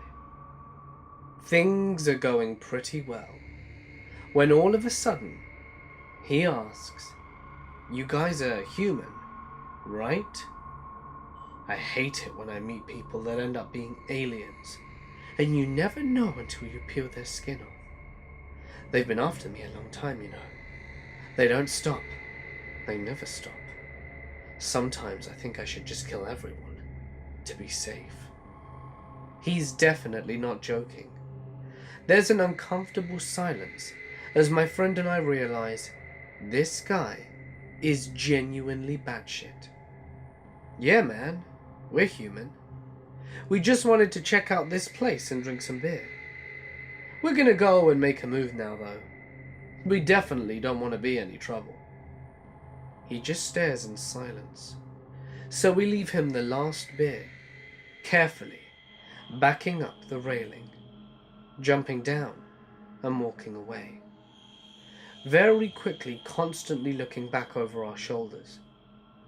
The entire time, he's just standing there, still and silent, watching us leave. This place is still abandoned, at least in the last 5 years it has been, and we've never been back. I'm not a believer in the supernatural, but humans can be deceptive and dangerous in ways that you can't see coming. There was this abandoned hotel I was checking out. I gained access through a blown-out window near the indoor pool. It smelt like death inside, and I come to find a couple of bloated dead deer in the slime collected towards the deep end of the pool. That should have been my sign to go. I make my way into the lobby and banquet areas, and come across a couple of raccoons and squirrels who scurry away swiftly. Everything is destroyed. Even the reception desk has been ripped in half. Nothing interesting to photograph, just trash. Neat little piles of trash. After a bit of searching, I find the stairwell. There's an odd noise coming from above that I brush off as rain. I decide to skip a couple of floors because they're probably in the same condition as the lobby, and a lot of the exterior windows have been blown out. I get to 4 and open the doors, not worried about the noise, as I'm confident I'm the only sober person on premise, if not the only person. As I pull the door open, the rain noise suddenly ceases, completely. I point my flashlight down the hallway to see hundreds of geese poke their head out of the guest rooms. I remember the moment when nothing moved, and we just stared at each other. It felt like it lasted several minutes, though I'm sure it was no more than 10 seconds. Here I am, in the middle of a hall of geese of an abandoned luxury hotel, staring me down. Once the initial shock of the sight wears off, I remember I'm only looking at half of the floor. Behind me, the geese aren't pulling a deer in the headlights. They're coming towards me. It was time to go. I closed the stairwell door behind me, only muffling the cacophony that erupted once I moved. As I hustled down the stairs, I realized the signs were there. Goose shit everywhere. I hit the lobby and turned towards the pool, where a group of geese has collected, as if they were trying to trap me. Luckily, they're just dumb birds, and I got out of there to find the exterior of the hotel swarming with them. There was one lone sentinel standing on the roof, honking out a shrill command that the perimeter had been breached. I should have stayed to get more pictures, but I was done. Covered in filth from a slip down the stairs, and I didn't feel like collecting fresh shit from the dive bombers circling overhead. I did, however, get the picture you see on screen.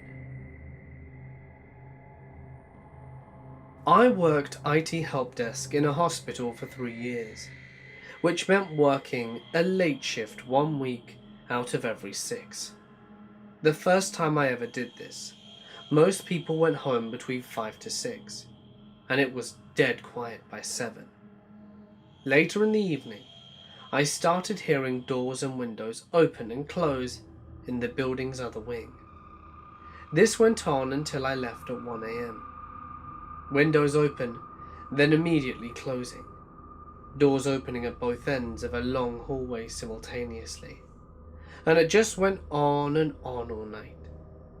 I commented to my manager the next day that the security guards took an awfully long time to do their rounds of the building and check all the windows were locked.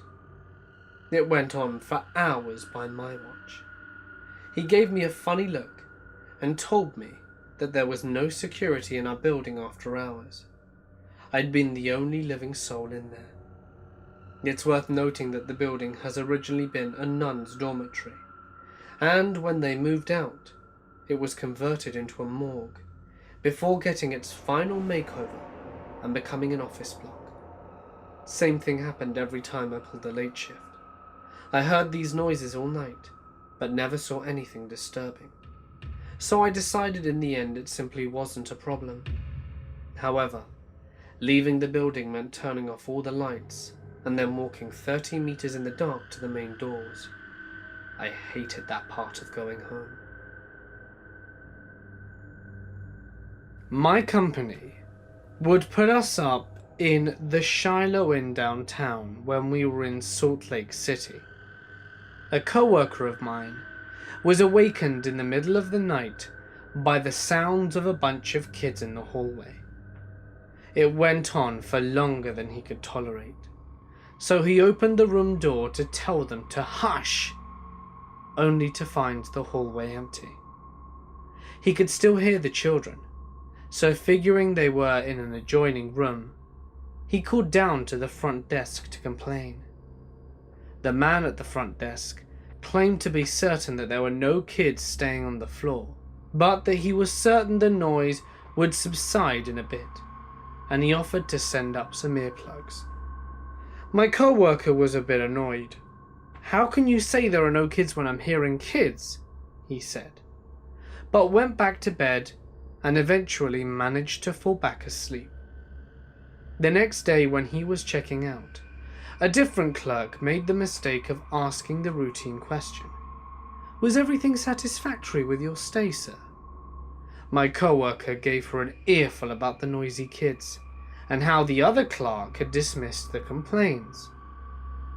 The clerk looked a bit uncomfortable and said in a half whisper, "We're not supposed to talk about our history with guests, but please do Google for Rachel David and you'll understand what happened to you.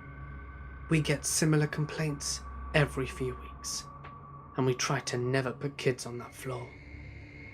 In the van on the way to the airport, he read on his phone the story of how a mother, Rachel David, had tossed her 7 children off the 11th floor balcony of the hotel, then called the International Dunes, before jumping off herself. I was doing my annual road trip through New Hampshire and Vermont during the prime week for fall foliage. This trip, I invited my dad along with me, in order to get him out of the house and try and ease his depression. It had rained all day long, but we finally reached a scenic waterfall. Soon as the waterfall was visible, we saw a few other people. As I looked towards the top of the waterfall, I saw an elderly man had crossed beyond the wooden guardrails and was trying to take a close picture with his little point-and-shoot camera. At this moment, he slipped and fell in. It was a 3-tiered waterfall. It was called Saturday Falls, and it was gushing literally hundreds of gallons of water per second, and I instantly screamed, "Dad, someone just fell in!" At this moment, the guy's head barely bobbed up from the first tier, and he was facing my direction. His nearby family and my dad hadn't seen him slip, but my scream alerted them. The guy was no longer seen again.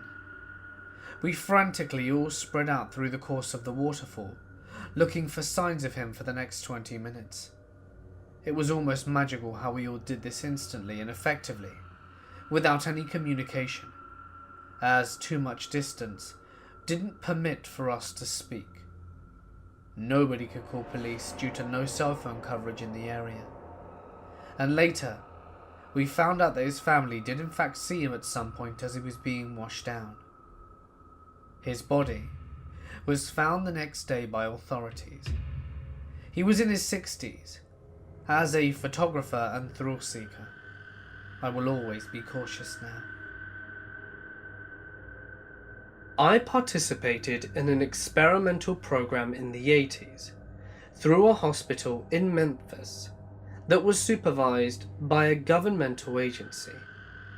Patients were supposed to be supplied medicine, medically supervised by doctors and nurses that were employed at the hospital, and therefore not biased to the outcomes of the study. It was a double-blind study. Several of us had adverse reactions to the medication: tremors, seizures, insomnia, night sweats, and both auditory and visual hallucinations. One lady slipped into a coma and was quickly removed from the program. I found out much later from one of the nurses that she died after a severe seizure, and it was covered up. They split us up, the patients with adverse reactions, so we would not be able to compare notes. We were also not allowed visitations, and phone calls were strictly monitored, with there being no permission of outside mails or parcels to be delivered. I first experienced mood changes, then sleepwalking, and I became combative when awakened, violent. I'm normally as meek as a mouse, and I then experienced sleep paralysis. The staff viewed this happening, but did not help me, deciding instead I was being a difficult patient, but I was locked in my body and could barely breathe. This black shadow was sitting on my chest, crushing me, stealing my breath, and a nurse plunged a needle into my arm. I knew I was dead. I just knew I was dead, that would be the end. But instead I fell into a merciful sleep, during which I was sent to a mental institution. My admitting psychiatric doctor was told I was brought in from a different hospital via ambulance in a 5-point restraint and had to be heavily sedated, and I was labelled as dangerously violent and a psychotic patient. They diagnosed me with schizophrenia, moderate to severe, and manic depression with severe mood swings. I was informed, because of my delusions, this so-called experiment never took place, and because of my actions, that I was putting myself and society in danger. And I was a patient in there for 3 years of my life. I was never paid for participating in the experimental program as promised, since it didn't exist, and I never found out the name of the medication that to this day still causes me dizziness, blackouts, and sleepwalking, and occasional insomnia. Sometimes nervous tremors, but eventually the seizures stopped. I still have sleep paralysis. 4 times it has occurred, but that's a horror story I must tell on some bright sunny day.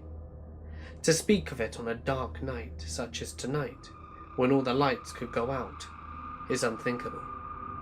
I couldn't sue the program since it was apparently a delusion. But note this, my 3-year stay was paid for by Medicaid. I never even applied for Medicaid. Obviously someone had done it on my behalf, for reasons which I think we can all suss out. I have searched for other members of the experimental program, to no avail. I thought I recognized one person, a male, several years ago, but he became very agitated and wouldn't speak to me, even jerking his arm from my grasp and hurrying away. The nurse is the only person I ever encountered again that would speak to me, and she was obviously very uncomfortable. I only saw her that once, but that confirmed to me that this did take place, and that it wasn't in my head. I know I will never be compensated, but I still want answers. Why did I have to be institutionalized for 3 years of my life? What was this medicine or drug they kept feeding me? What was the purpose of the experiment? If anyone involved in the program is hearing this, it was in Memphis in the late 80s, and you're more than willing to help me find answers, please let me know. I want to get in contact with you. But be careful. I feel like I'm taking a risk even discussing this. This pseudo-patient experiment mentioned in a conspiracy theory video brought everything flooding back to me. I can't help but wonder how many other cover-ups like this have happened that have just been swept under the rug. As a paramedic, I responded to the call of a traffic accident, which I was told was a baby ejected. We prepare for the worst. We arrive in about 8 minutes, and the trooper is on scene trying to clear the area of bystanders and gawkers to preserve the scene. He had covered the baby with a yellow death sheet that troopers carry in their trunk. I lifted the sheet to check vitals and pronounce death, and it was not a baby, but the top half of a 19-year-old girl that was driving a small pickup truck about 50 yards away. She was driving and arguing with her 19-year-old husband, who was the passenger. They were doing about 55 miles an hour on a 2-lane road and met an oncoming truck pulling a double-wide mobile home. She ran under the front corner of the mobile home, cutting her in half. The bottom half remained in the driver's seat, while her unhurt husband watched as the truck skidded another 50 to 60 yards, sidewiping a minivan, sending it into a ditch upside down. When the truck came to rest, her bottom half fell out onto the ground. We also found a trail of ribs from the cab to the bed, and down the pavement to the top half. It looked like a movie set. Her top and bottom half looked unhurt, but from mid-chest to about pelvis was strung along the road. The husband was absolutely freaking out about what he had just seen. He was babbling incoherently, running around swinging at people, and generally just a mess. The witness, who lived right in front of the scene, started having chest pains and had to be transported. We took the husband, and I called medical control and actually got orders to give him IV Valium, something paramedics normally can only give to grand mal seizures. The driver of this big truck was fine, but was also very, very distraught at what he had just witnessed. That was 16 years ago, and I can still remember pulling up to that scene like it was yesterday. I am a surgical resident in plastics. My caseload usually doesn't fall under a grotesque category, but I've had a few admits from the ER that make me question my humanity. 2 weeks ago, I got a page from the ED and went down to find a middle-aged man who had 90% of his body burned. His skin was essentially gone. I don't think anyone could even understand his pain levels. This man was in mortal agony. As I assessed the patient, the ER attending told me that this guy was homeless, and apparently he had been taken to the ER a few times before this year, and was known by those who treated him to suffer from paranoid schizophrenia. And he was assaulted by several teenage boys. One of them decided to set him on fire, and probably would have finished him off even further had it not been for a local store owner who tried to chase them down and was the one who called 911. A year before, I was part of a treatment team for a 5-year-old girl whose father beat her so savagely that her face looked like it had been caved in or mauled by some animal. We don't have a burn unit at my hospital, despite the fact it's a major trauma center. So as soon as we get the burn victims stabilized, they are transferred to another facility. I don't know what happened to the man, and I never saw the little girl again once she was discharged. I never found out whether those boys were caught or not, and I've been praying ever since that the bastards will be found. Back in the day, my friends and I would always go up to this boarded up hospital and play in it. The only problem was that all the doors were locked and all the windows were boarded. However, there was a shed that you could climb up and jump onto a car cover thing, and there was a window that was broken where you could get in. We had been in the hospital so many times, it wasn't creepy at all anymore. Well, one day, we decided we would go explore the basement that was always flooded, and we would actually try and walk down the super dark hallway that was down there.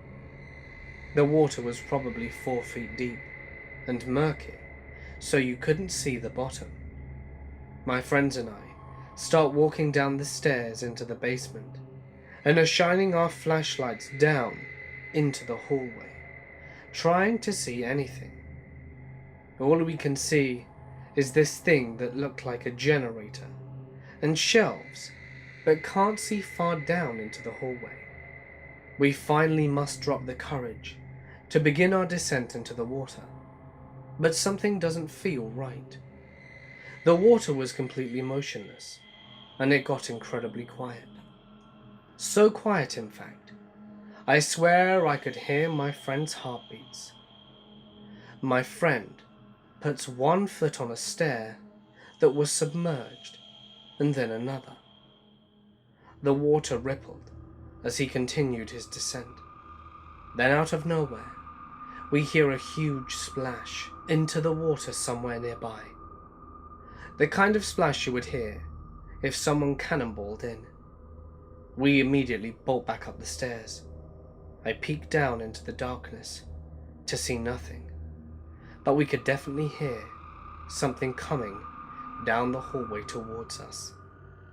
We ran all the way to the second floor and jumped off the car covering thing so fast. We waited outside for a couple of hours and heard nothing and/or no one. We ended up going back inside and sitting at the top of the stairs listening for anything or anyone, but heard nothing.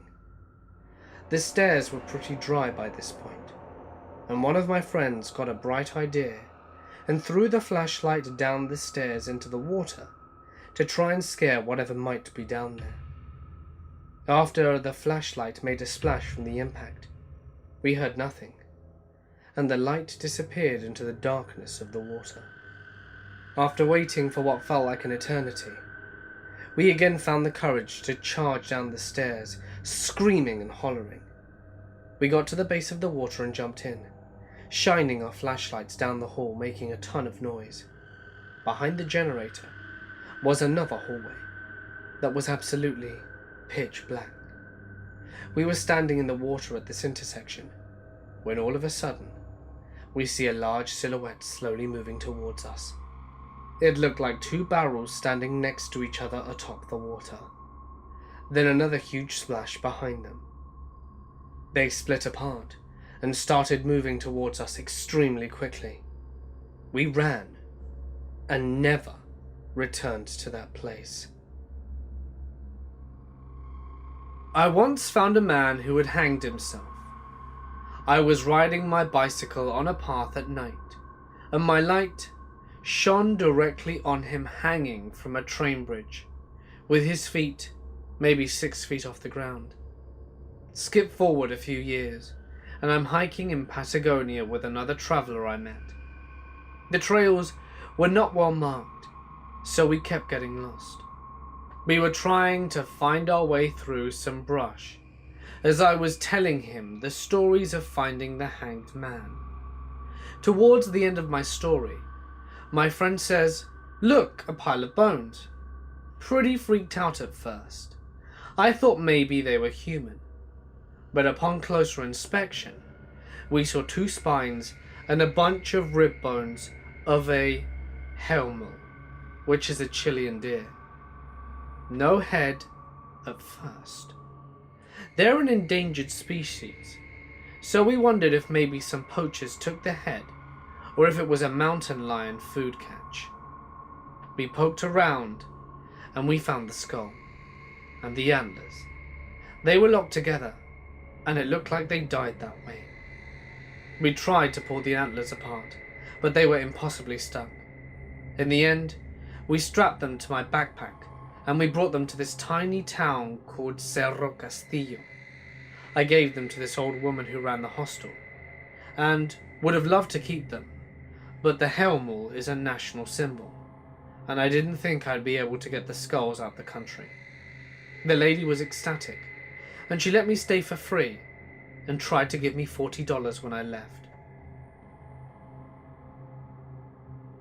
I did not witness this firsthand, but the most disgusting medical-related story I've heard from a practitioner who has actually lived to tell the tale is the following. As part of my training to be a rape crisis counselor, a doctor came to give me a presentation about STDs and STIs. Somehow, he veered off the main topic and starts telling us about the things he'd seen in his time. A female patient came in complaining of extreme abdominal pains. The patient disclosed that she was a prostitute. The patient further disclosed that in order to continue working while she was on her period, she would put a sponge as close to her cervix as possible to absorb the blood and other menstrual-related discharge. The patient then explained that she had inserted a sponge and was unable to remove it. The doctor figured it would be a rather routine matter of removing a foreign object that had come lodged or stuck, and takes the patient into an exam room to perform an extraction. When the doctor went to remove the sponge, it turns out that the patient had been using a car washing sponge to absorb her menstrual discharge, and that the same sponge had been in her vagina for 3 months.